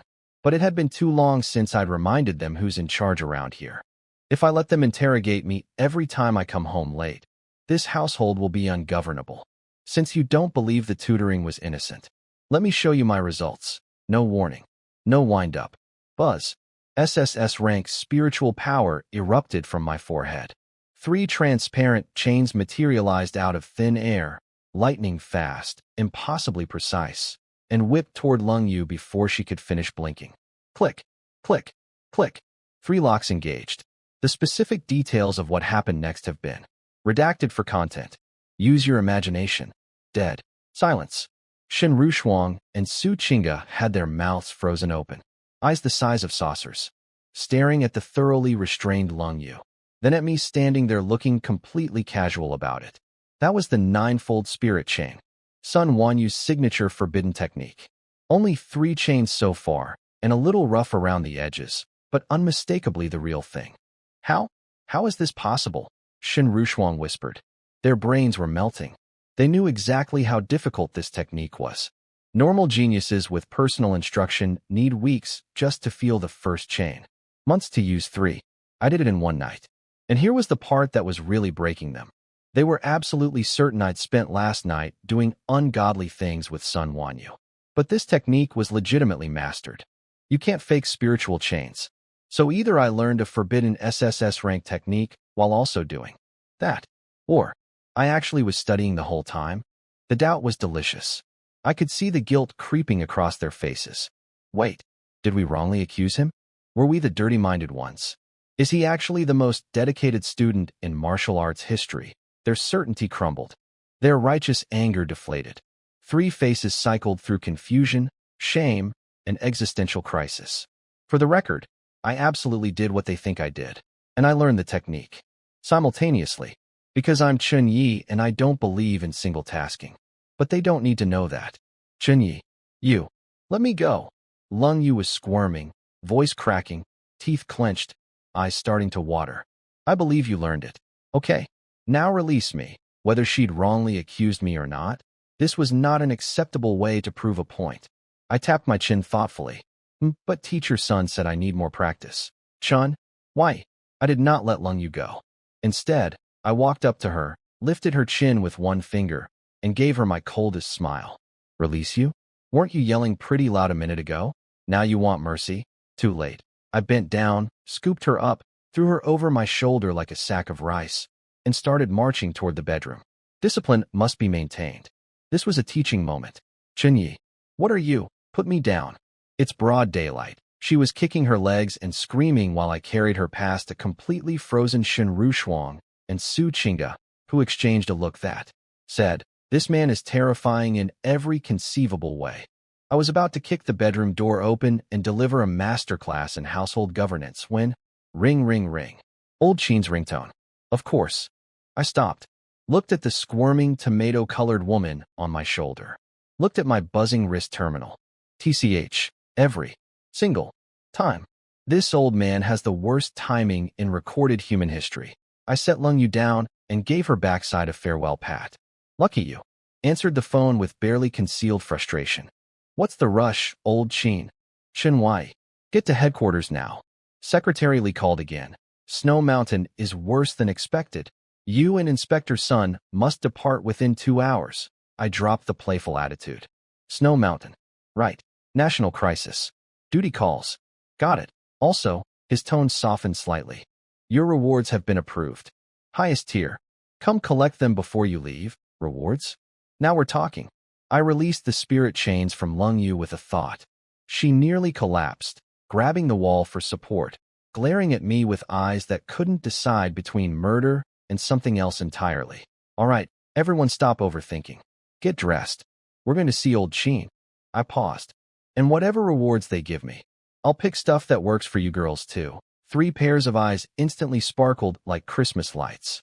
All traces of jealousy, suspicion, and righteous fury evaporated. Gone. Replaced by the universal female expression of, ooh, presents. Humph. At least you have some conscience, Lung Yu grumbled while very obediently following me out. The slap-then-candy strategy remains undefeated. At headquarters, the lobby was packed. Officials, clan leaders, family representatives, everyone who was anyone in Shanjiang province had shown up. After yesterday's beast tide, my name was apparently the hottest topic in the entire region. The moment I walked in with 3 gorgeous women trailing behind me, the entire room went silent. Hundreds of eyes, reverent, worshipping, slightly terrified, locked onto me. Old Chen stood on the central platform, looking 10 years younger from pure excitement. Sun Wanyu stood beside him, back in full Ice Queen Inspector mode, not even glancing my way. Professional. Attention, Old Chen's voice boomed. Chen Ye, in yesterday's beast-tide defense, slew beast emperors and single-handedly saved our provincial capital. This achievement is unprecedented in our history. By unanimous provincial approval and special authorization from the Southern Region Secretariat, we now present the highest-tier rewards. A ceremony girl walked up with a golden tray. 5 medals gleaming with dark gold light. 5 S-rank contribution medals. The crowd nearly choked on their own spit. 5 S-rank? I've never even seen an A rank. Don't be jealous. Go kill a 9-star beast. Emperor yourself, and then complain. With 5 S-ranks, this guy's about to achieve orbit. I grabbed the medals casually, stepped off the platform, and immediately turned to Old Chen. I want to trade all 5 for the newest batch of Beast King Essence. Old Chen blinked. All 5. Beast King Essence was nice, but at my level it'd barely move the needle. Wait. Sun Wanyu's cool voice cut through. She stepped forward, and a faint trace of her shower gel reached my nose. Nobody noticed except me. Chen Ye, I don't know what magic trick you used to pull weapons from thin air, but everyone saw what happened yesterday. Your spears kept shattering. Your explosive power has far exceeded what standard alloy weapons can handle. She looked at me with those sharp eyes that had seen much more of me than anyone in this room knew. Going to Snow Mountain with substandard equipment is like bringing a stick to a war.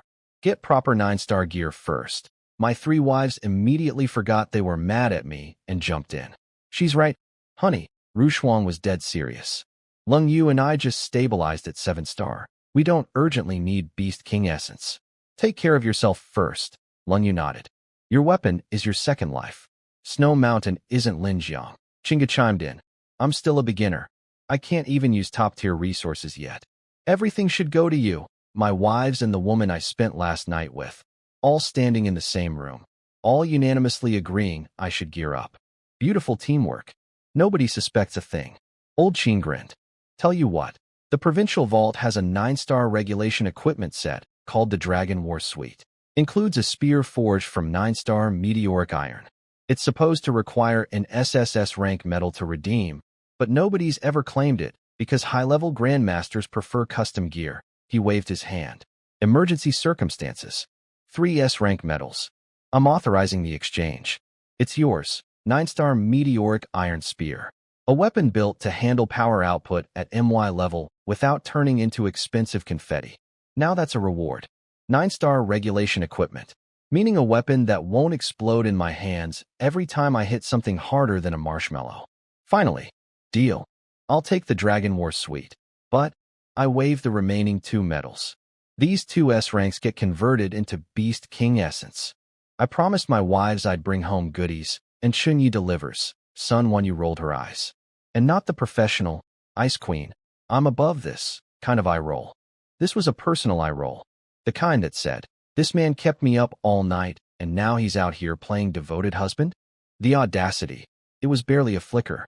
Half a second of unguarded irritation mixed with embarrassment. But 3 floors below her on the awareness scale, my wives caught it like hawks spotting a mouse. Lung Yu whispered, "That expression. Something's off." Shen Rushuang bit her lip. Why does Inspector Sun look at him with resentment and embarrassment? Chinga didn't say anything out loud, but her internal calculator was going beep, beep, beep. Confirmed. That teacher taught nothing from the textbook. The lobby atmosphere got deliciously awkward for about 3 seconds before Sun Wanyu snapped back to professional mode. "Chen Ye, Secretary Li is waiting. Get your gear." We leave immediately. The vault doors opened. Cold air rushed out. I walked in a regular guy and walked out looking like a video game protagonist who just unlocked the final armor set. The Dragon War Suite. Dark gold armor hugging every line of my body. Dragon scale patterns shifting across the chest plate. Energy rippling through the bracers and greaves.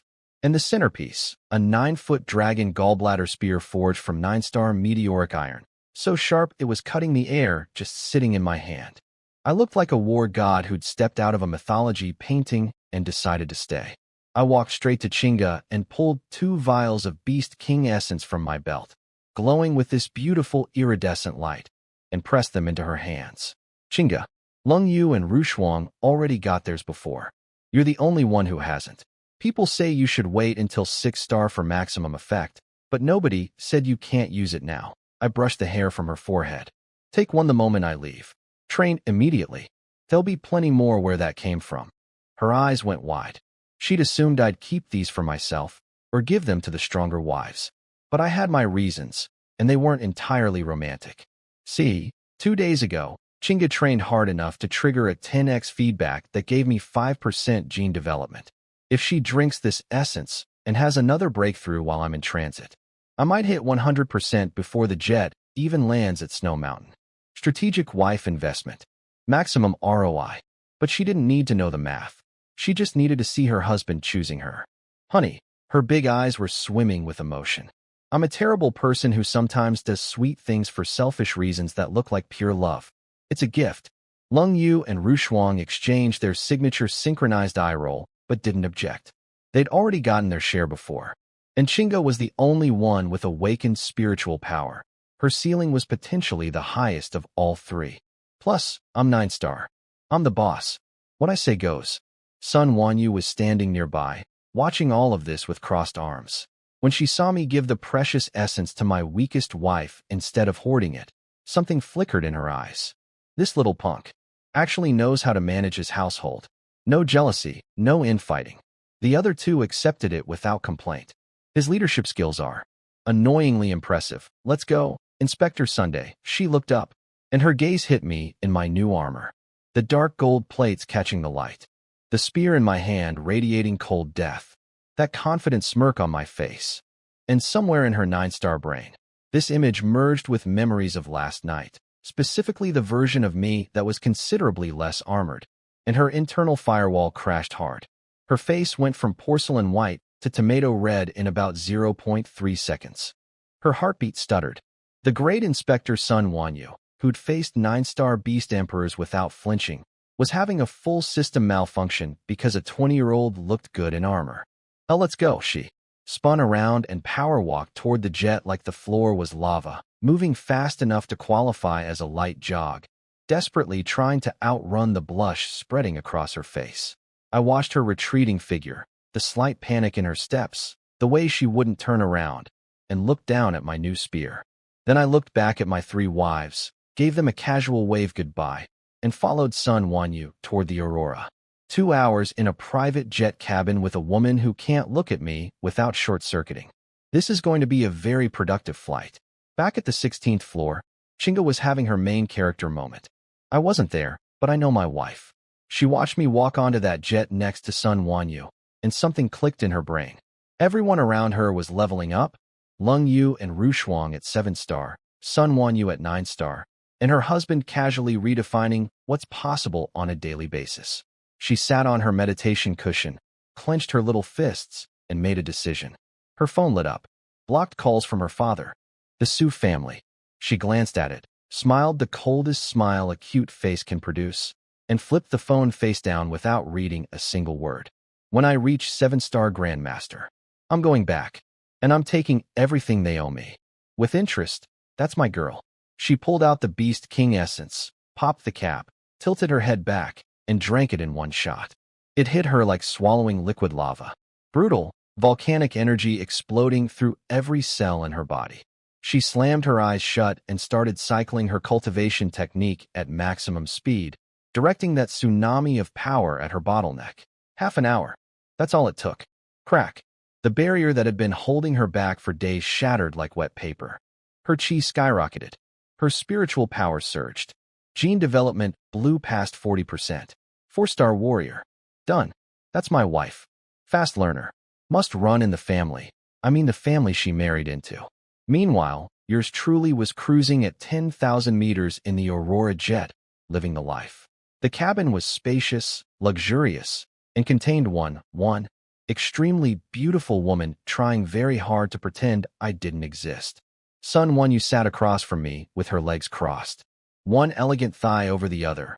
White combat suit doing absolutely nothing to hide the situation. Looking like a magazine cover that could also kill you with her mind. I stared. Openly. Without shame. She felt it. Her composure cracked for just a moment. A tiny flash of self-consciousness. Before she turned those cold eyes on me. Like what you see? Yes. No hesitation. No stuttering. Just facts. Umph. She turned to look out the window, but I could practically hear the rant happening inside her skull. This man. 5 minutes ago, he was down there being Mr. Perfect husband, tucking hair behind his little wife's ear, giving her expensive gifts, looking like the world's most devoted partner. And now, we're barely airborne, and he's already staring at my legs like a starving wolf. He didn't even wait for the seatbelt sign to turn off. Absolute. Dog. Man, she was mid-internal monologue when boom. A wave of power exploded out of me, so hard the entire military-grade jet shuddered. Ding. Suchinga successfully broke through her bottleneck. Major power increase. 10x critical feedback triggered.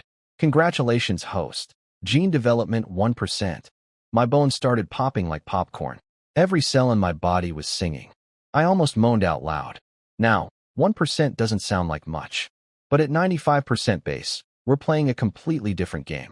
Each percentage point at this level contains more energy than the entire jump from 0 to 40%. This single 1% was worth 100 times what it would have been back when I was a baby warrior. 96% now. For points from War God territory. Good girl, Chinga. Already 4-star. That Beast King essence worked perfectly. I was grinning internally like a lottery winner. Strategic wife investment. Paying dividends. Across from me, Sun Wan Yu had frozen mid-thought. She'd been calling me a dogman in her head. Then she watched me. Sitting completely still, not meditating, not cultivating, not even trying. Just staring at her legs for a few minutes, and then randomly having a massive power breakthrough. Her beautiful peach blossom eyes were so wide they looked like they might fall out of her skull. What? What just happened? Her brain was short-circuiting in real time. She was trying to process what she'd just witnessed. This man was staring at her thighs, and then had a cultivation breakthrough. From looking at her legs. No meditation pose. No breathing technique. No spiritual energy circulation. Just ogle, ogle, ogle, boom, power up. What kind of cultivation method is this? I could see the exact moment her rational mind started screaming. Because what she'd just seen was impossible. Completely, utterly, violently impossible. People don't get stronger by checking out women's legs on airplanes. That's not how martial arts works. That's not how anything works. And yet, here I was, measurably, undeniably stronger than 30 seconds ago. Because I looked at her legs. Lady, if you think this is confusing, wait until I explain how I got to 9-star in the first place. Actually, no. Let's never explain that. Ever. To anyone. Sun Wan Yu was having an existential crisis across the aisle from me, and I was loving it. See, as a fellow SSS-rank spiritual awakener, she understood cultivation difficulty better than almost anyone alive. She'd lived it. At 30 to 40% gene development? Sure, you level up by sneezing. But after 7-star, progression falls off a cliff. After 90%? Every fraction of a percent costs mountains of resources and years of meditation. She'd been completely stuck for an entire year. Zero progress. Not one decimal point. She went from 7-star to 9-star in 10 years, and people called her a once-in-a-century genius for it. I did 7-star to 9-star in a month. And now, sitting on an airplane, I'd just gotten stronger by looking at her legs. Her chest was heaving. Her entire martial arts worldview was being mugged in broad daylight. I know there's individual variation between SSS rank awakeners, she muttered, staring at me like I was a lab experiment gone horribly right. But the gap can't be this ridiculous. I smiled, unbuckled my seatbelt, stood up, walked over, and sat right next to her. Before she could process the invasion of personal space, my arm was already around her waist. Smooth. Practiced. Like I'd been doing it for years instead of approximately 24 hours. She flinched at the heat of my hand and instinctively glanced at the cockpit door. Just a thin metal partition between us and the pilots. "What do you think you're doing?" she hissed through clenched teeth, body going rigid like a startled cat. I pulled her closer. Zero gap between us now. Combat suits are very thin, as it turns out. Nothing. I just had a little breakthrough epiphany, and being the dedicated student I am, I wanted to immediately consult my teacher. That's all. Her body was betraying her brain. All those memories from last night came flooding back, and her resistance was melting faster than ice cream in a volcano. "Don't stop being so close." She pushed against my chest with her palms, but the force she used wouldn't have moved a sleeping kitten. Classic, push that's actually a pull technique. Very advanced martial arts. Just say what you want. I locked her in place, looked into those watering peach blossom eyes, and kissed her. MMPH. Her eyes went wide. She struggled for exactly 1 second. Then those arms climbed up around my neck like they had their own GPS coordinates programmed in. Several very productive minutes later, she was leaning against me, breathing hard, glaring up at me with eyes so dewy they could water a garden, internally screaming, "This dog man." No warning. No build-up. Just attack. I'll be honest. The thought of mile-high cultivation crossed my mind. The vibration of the engines, the confined space, the altitude. Very tempting. But then my remaining brain cells did some math. 2 9-star powerhouses going at full intensity in an enclosed metal tube. The chi shockwaves and physical impacts would literally tear this jet apart. We'd survive the crash, obviously. But National Inspector and Prodigy Camp Chief destroy military aircraft during intimate activities at 30,000 feet would become the most forwarded story in Chinese martial arts history. I'd never live it down. My grandchildren wouldn't live it down. So I swallowed the impulse, cleared my throat, and put on my most scholarly face. Ahem. Serious question. When gene development hits 100%, what's the next step? The romantic tension evaporated so fast, it left a vacuum. Sun Wan Yu stared at me like I'd just asked her what year it was. Her expression clearly read, "You kissed me until I forgot my own name." For this? A basic theory question? Are you messing with me? But then she looked into my eyes and realized something horrifying. I was serious. Wait. She sucked in air through her teeth as the most absurd thought in her career crystallized. This man, who has 9-star peak cultivation, who is knocking on the war god's door, genuinely does not know basic advanced martial arts theory. I scratched my nose innocently. Don't look at me like that. I literally can't help it. My power grows so fast, I don't have time to study the textbook stuff. I was going to ask old Chen, but then the beast tide happened. And now you're right here. Why would I go ask someone else? I gave her waist a little squeeze for emphasis. Her chest was heaving again, but this time from pure, undiluted rage at the unfairness of the universe. Levels up too fast to learn theory? Too fast. Is that a complaint? Normal people spend 10 years in close cultivation memorizing every theory paper ever written, just hoping for one tiny breakthrough that never comes. And this dogman rockets up like he's on an elevator, then has the audacity to say, "Sorry, I was too busy getting stronger to read the manual." Comparing lives with this man should be classified as a health hazard. Before Sun Wan Yu could finish mentally cursing the universe for making me exist, I got serious. Teacher's son, when gene development hits 100%, is that the cap? Do you just automatically become a war god? The academic question snapped her out of her spiral. She took a deep breath, forced her body to stop doing whatever it was doing, and switched into professor mode.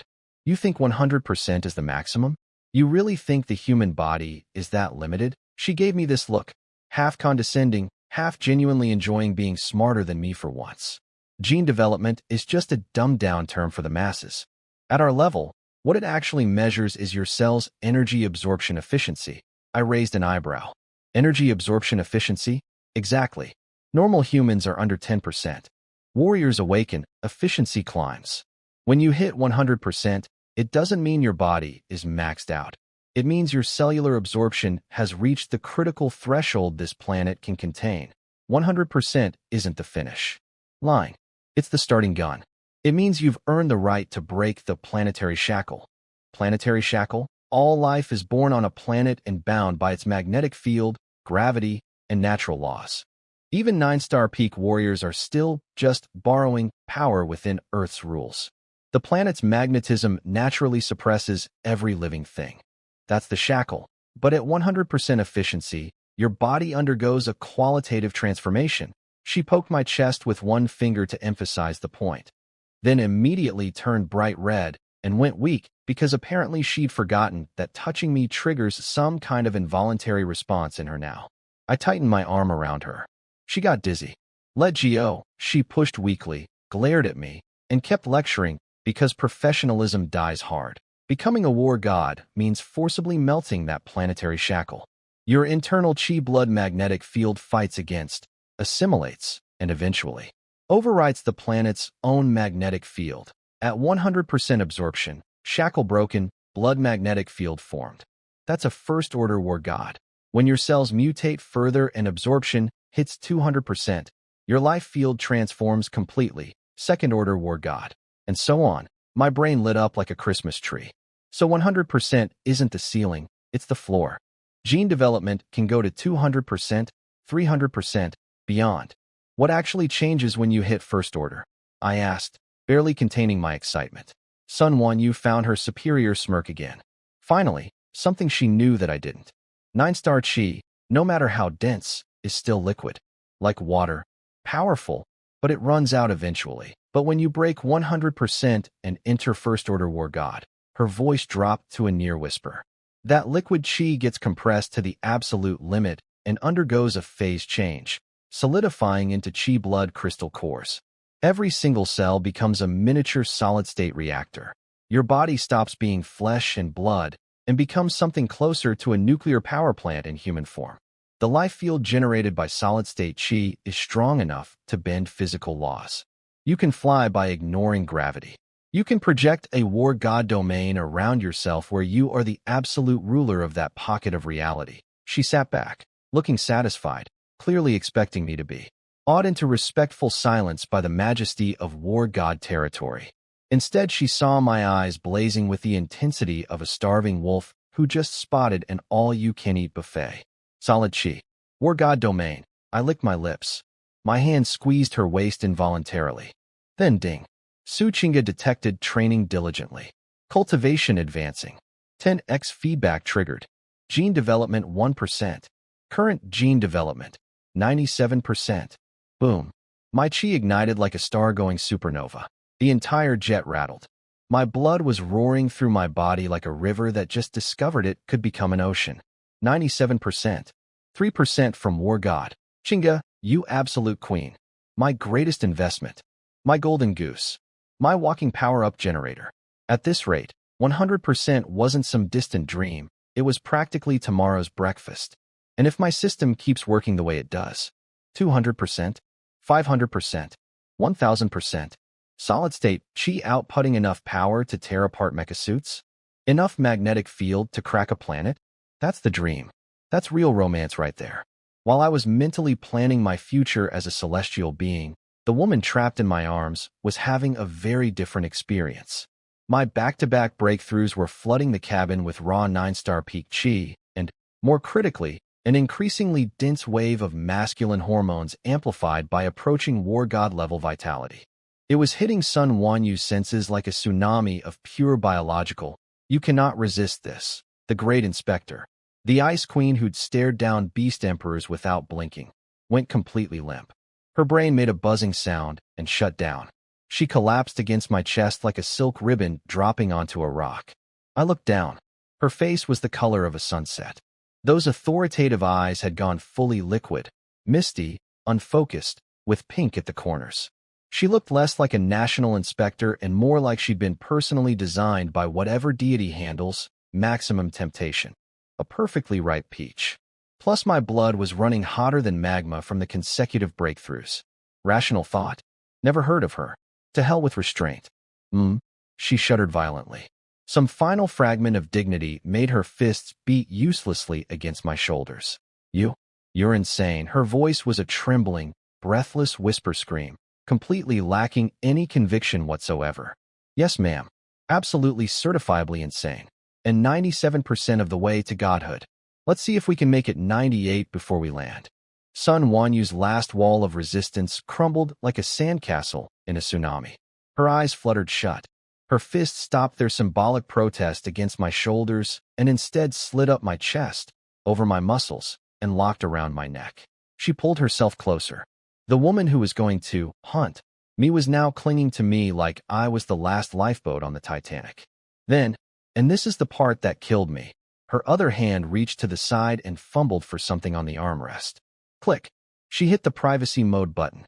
This woman knew this jet's layout so well she could find a secret button with her eyes closed while being kissed senseless at 30,000 feet. That's years of muscle memory. Inspector-grade spatial awareness applied to the most critical mission of the day. Every window went pitch black. Soundproofing panels dropped. The cabin sealed itself into an absolute vault. No light in, no sound out, no chi leakage, no spiritual energy detection. Complete stealth mode. The entire back of the jet became our own private dimension. I paused and looked down at her. Eyes squeezed shut, chest heaving, face so red it was practically glowing in the dark cabin. Haha, shut up. She glared at me with eyes that had zero authority left in them. Pure embarrassment. Pure want. 100%, angry kitten pretending to be a tiger. I only did that so you don't destroy the aircraft, you maniac. Sure. That's why. For aviation safety purposes.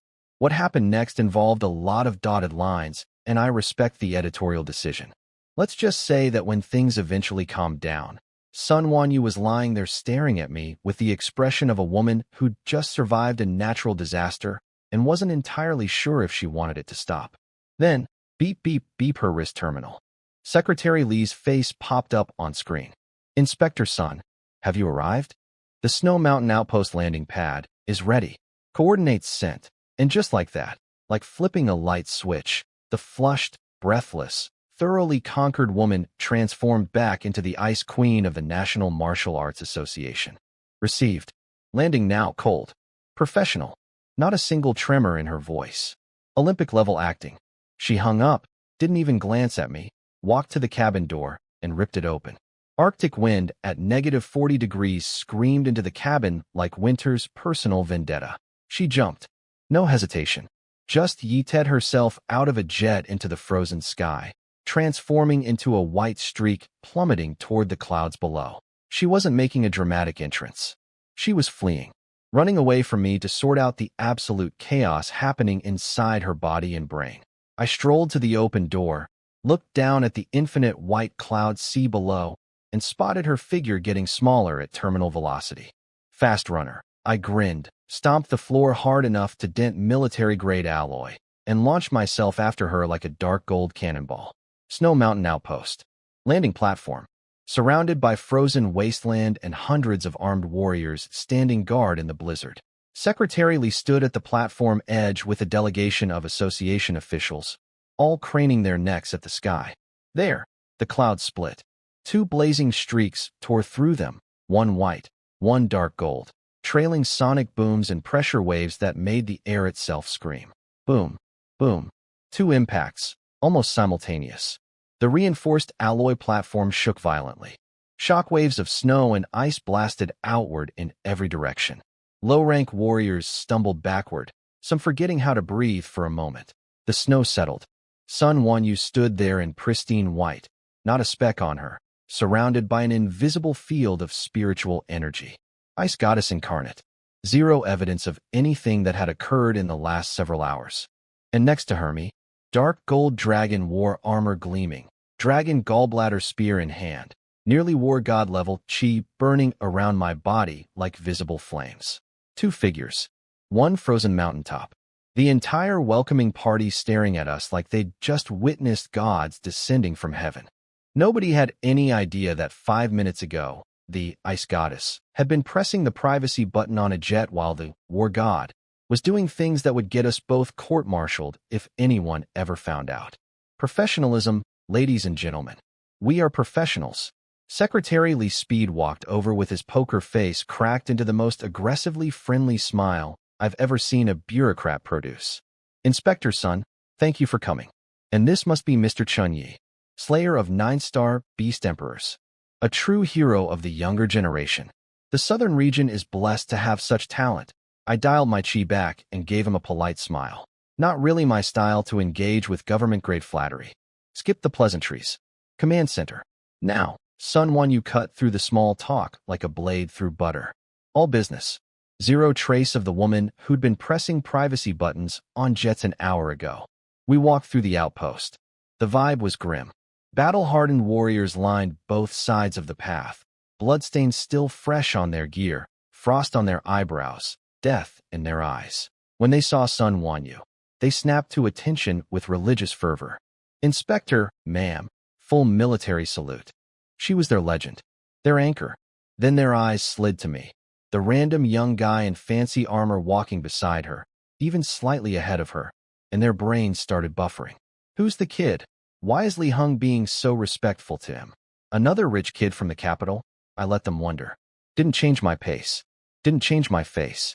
The command center door slid open and I scanned the room in half a second. 4 high-level warriors waiting for us.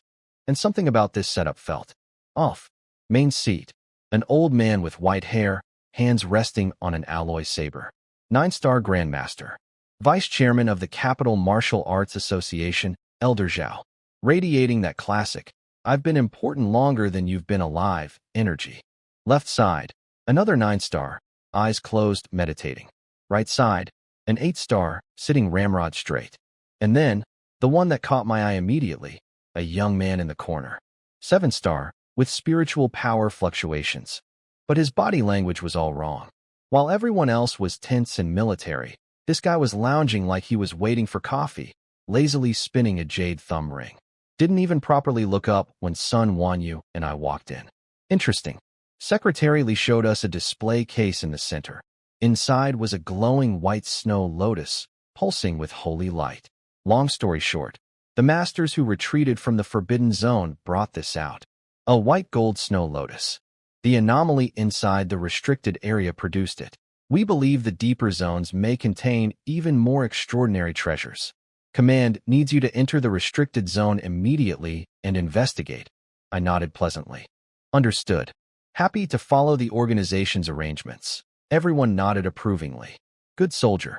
Obedient. Then I continued, still smiling. Since this forbidden zone is so dangerous, I assume all 4 of you seniors will be joining us inside, right? Li Heng's face went through about 6 colors simultaneously.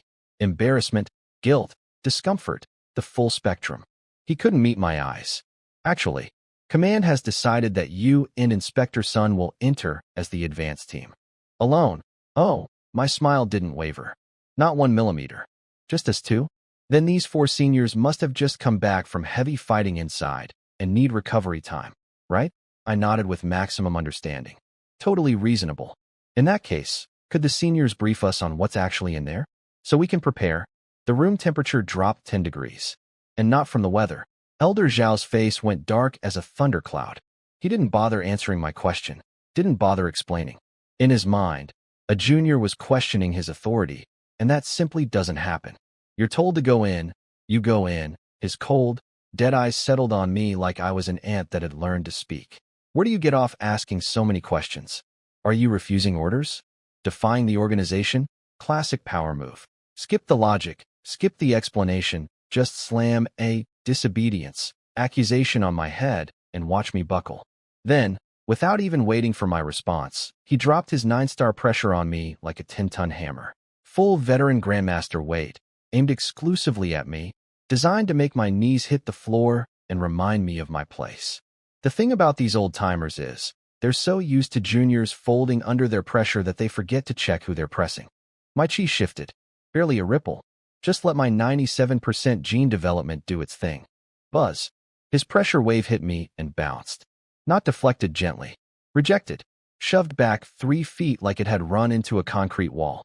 Elder Zhao's body actually swayed. His knuckles went white around his saber handle. And those cloudy, dismissive old eyes? They shrank to pinpoints. I could literally watch his worldview recalibrating in real time. He'd expected a 7-star baby Grandmaster. The file said 7-star, after all. A 7-star would be on the floor gasping right now. Instead, the force that came back at him was deep, massive, utterly immovable, like pushing against a mountain that had been there since before time began. This is not 7-star, this is 9-star. With chi density that rivals mine. Yeah, old man. Surprise. I'm not the errand boy you thought they sent you. I'm the guy who killed 2 beast emperors 3 days ago and got stronger on the flight over. And I don't kneel.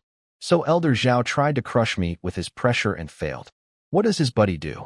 Elder Wang opens his eyes and also dumps his 9-star pressure on me. 2 veteran Grandmasters combining forces to flatten one 7-star junior. Real brave, guys. 2-on-1 against a kid. Very heroic. But before I even had to think about it, Sun Wanyu stepped up. Without a word, without a glance, her SSS rank spiritual power merged with my chi and we shoved back. Together. Bang. 2 old guard 9-star Grandmasters got their combined pressure wave sent back like a return package. Both of them actually staggered in their seats. 2-on-2, and we won. Casually. In the corner, the young guy, some Zhao family heir, 7-star spiritual master, finally sat up straight and stopped playing with his fancy jade ring. For 1 microsecond, I saw surprise in his eyes. Then it was gone, replaced by that special brand of arrogance that only old money aristocrats can produce. I acknowledge you're interesting, but you're still dirt beneath my designer boots. Look. In his mind, I was still just a talented commoner, a shinier than usual piece of expendable equipment. No family backing, no political connections, no war god grandfather to make phone calls. Just a hick who got lucky with SSS rank abilities and didn't know his place. He didn't even bother speaking. Just sat there radiating condescension like it was a cologne. I filed him under future problems and moved on. Poor Secretary Li was drowning in his own sweat in the corner. From his perspective, I was a 7-star maniac who'd just trash-talked 2 9-star elders and only survived because Sun Wanyu's spiritual power carried me. He had no idea I was doing 90% of the heavy lifting in that exchange. He thought Sun Wanyu had saved my reckless behind. Meanwhile, Elder Zhao was having a very different internal crisis. His brain was doing conspiracy math at light speed. See, here's what happened from his side. He'd arrived from the capital with his crew, seized control of this outpost from Li Hong, and had been using Southern Region Grandmasters as disposable scouts, sending them into the Forbidden Zone wave after wave. Li Hong had been swallowing his anger quietly for days. And now suddenly, Li Heng's 7-star recruit shows up and turns out to have 9-star level power that can match his own. Elder Zhao's paranoia kicked into overdrive. That snake Li Hong lied about this kid's power level. He deliberately hid a 9-star combatant in a 7-star file. He's been playing dumb this whole time, waiting for the right moment to deploy this weapon against us. Is this a coup? Is the Southern Region trying to overthrow our command? The old man was building an entire conspiracy theory while I was just standing there asking reasonable questions about a suicide mission. Classic bureaucratic brain. Can't imagine someone just being honest, so every action becomes a chess move. Then the 8-star guy, Elder Zhou, who'd completely missed the invisible high-dimensional chi battle that just happened because his level was too low to perceive it, decided to be helpful. He slammed the table and pointed at me. Are you defying orders? Is this mutiny? I didn't even look at him. Not worth the calories it takes to move my eyeballs. Sun Wanyu handled it. She stepped forward with those ice-cold eyes and delivered the most surgical verbal destruction I've ever witnessed. Secretary Li. This is the Southern Region's defense perimeter. The Southern Region's Snow Mountain restricted zone. Did the Southern Region Elder Council, before losing contact, issue any formal directive transferring command authority to the Capital Martial Arts Association? Pause. Let it sink in. Furthermore, Even if you are here as capital reinforcements, do you possess a single written order from capital headquarters authorizing you to forcibly conscript or exercise command? Over, a Southern Region Inspector and Prodigy Camp Chief. Translation: show me the paperwork or shut your mouths. She'd just ripped off their entire legal justification like peeling a Band-Aid off a hairy arm. They had no formal authority here. They'd been ruling by intimidation, and everyone had been too scared to call them on it. Li Heng looked like he was about to have a heart attack. He'd never intended to start a power struggle. He was genuinely just doing his job, passing along orders. But now Elder Zhao was staring at him like he was a traitor, and Sun Wanyu had just dropped a legal bomb that made it look like this was all a coordinated uprising. The poor man was thinking, the Zhao family has an actual war god backing them. I don't care how talented Chen Ye is. You don't pick fights with people who have war gods. He threw himself between both sides like a human speed bump. Everyone please. There are warriors dying in the Forbidden Zone right now. Brothers whose fates are unknown. Can we please focus on the bigger picture? The Universal Government employee cried. Let's not fight. Let's just be miserable together. I stood there watching this political circus unfold, arms crossed, face neutral, thinking.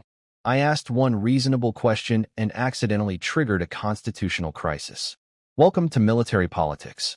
We're asking, hey, shouldn't the seniors come too? Is apparently an act of treason. For the bigger picture? Of course. I nodded at Li Heng so agreeably that everyone in the room relaxed. Even Elder Zhao's murder face softened a fraction.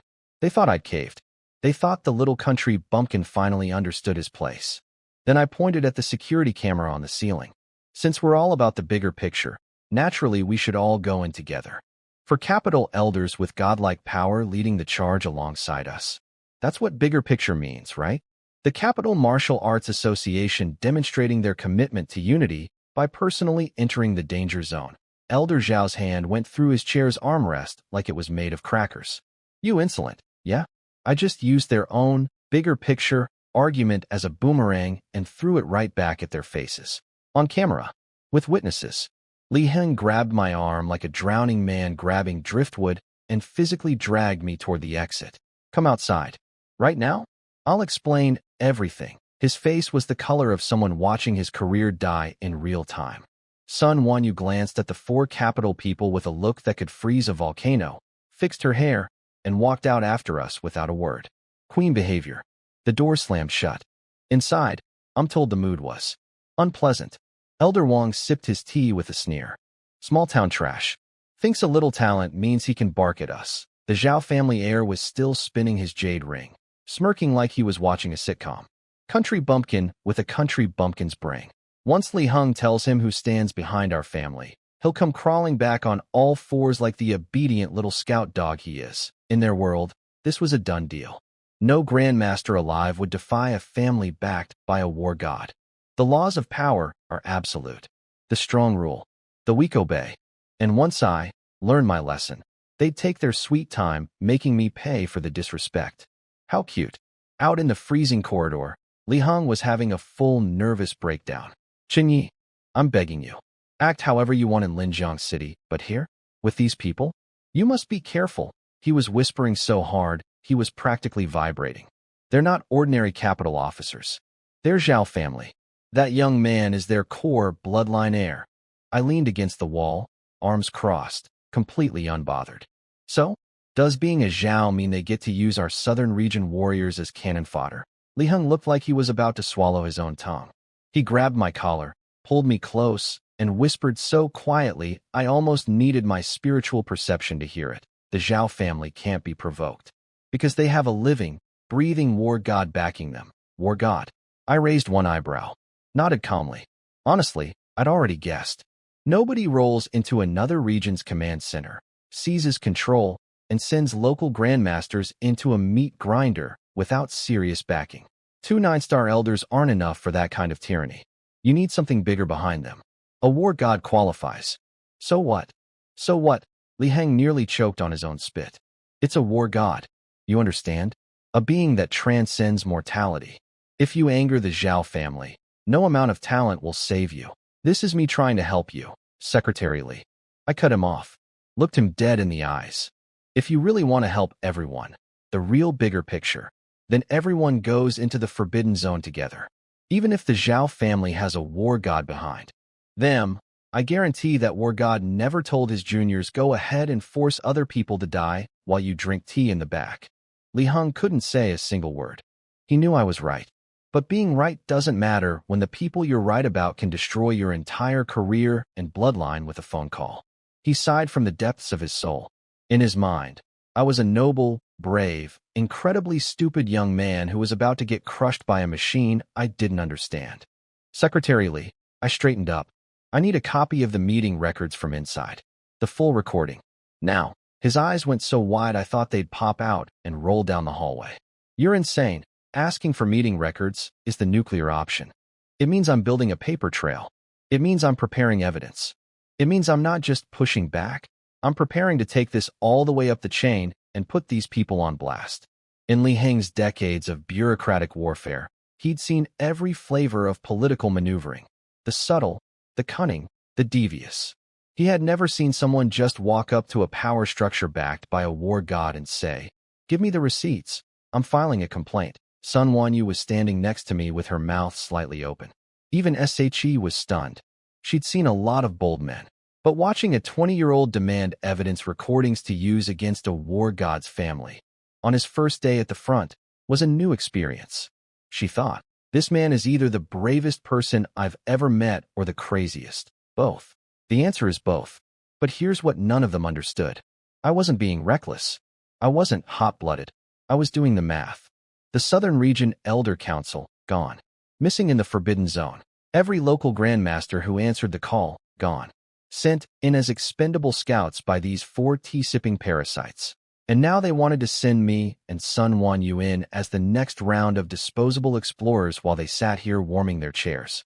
When someone gives you zero path to survival, you don't negotiate politely. You flip the table. No, there are no records. Nothing. Li Heng's head was shaking so fast it could have generated electricity. He'd made his decision. This crazy kid was radioactive, and he needed to get as far away as possible before the fallout hit. He spun on his heel to flee back to the command center and grovel before the Zhao family. He made it half a step. Clamp. My hand landed on his shoulder like a steel vise.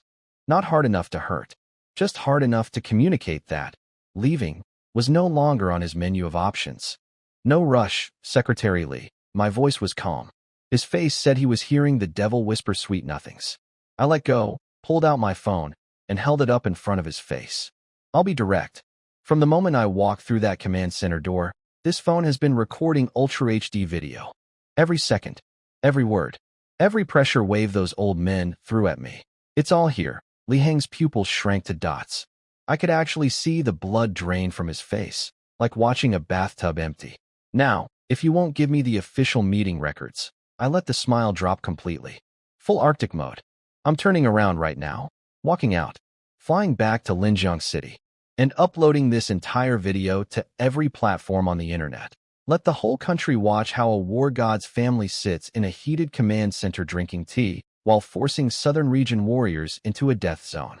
Let every martial artist in China see how their brothers are being used as disposable meat shields by capital aristocrats. I stepped forward. Just one step. But at 97% gene development, even my passive aura was enough to make a non-combatant feel like gravity had tripled. And you, Secretary Li, will be in that video too. On camera. Bowing and scraping to the people feeding your comrades into a grinder. I locked eyes with him. So go ahead. Call my bluff. See if I dare. Now here's why this worked. In normal politics, this would be suicide. Threatening a war god's family. Forcing a career bureaucrat to pick sides? Insane.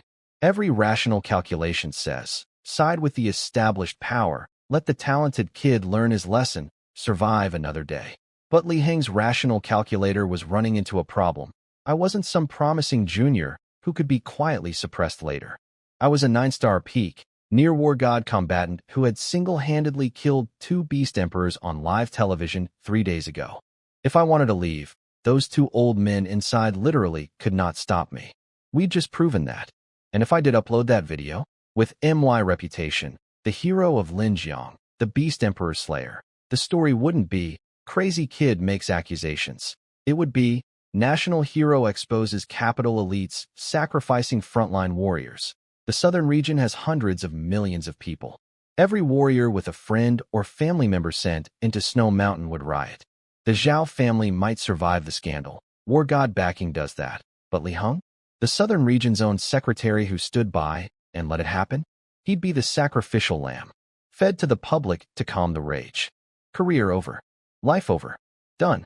Li Heng was shaking, sweating in sub-zero weather.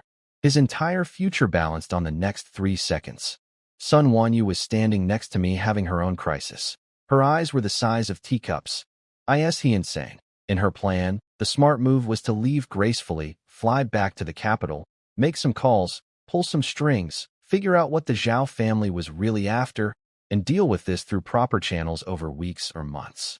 My plan was to kick the door down, record everything, threaten nuclear escalation, and force a resolution in the next 5 minutes. Her dictionary had strategic patience. Mine had table flip. She was about to grab my arm and talk me down when I turned to look at her. And I gave her the look, not the flirty look, not the I'm about to do something crazy grin. Just calm, steady. A pair of eyes that said 2 words, trust me. Her heart, which had been trying to escape through her throat, suddenly settled, like someone had pressed a mute button on her panic. She looked at my face, the jaw, the confidence, that absolute unshakable certainty, and her rational objections just dissolved. She bit her lip. How did I end up on this maniac's ship? Because that's what this was. She'd boarded the SS Chen Ye, and there was no getting off. Back in the command center, she'd merged her spiritual power with mine to push back against 2 9-star elders. In the Zhao family's eyes, she and I were already a package deal. A unit. Co-conspirators. If she abandoned me now, she wouldn't be the neutral inspector who stayed out of it. She'd be the traitor who helped the rebel and then tried to run. The Zhao family would crush her just as hard. So there was really only one option. Fine. I got on your crazy boat.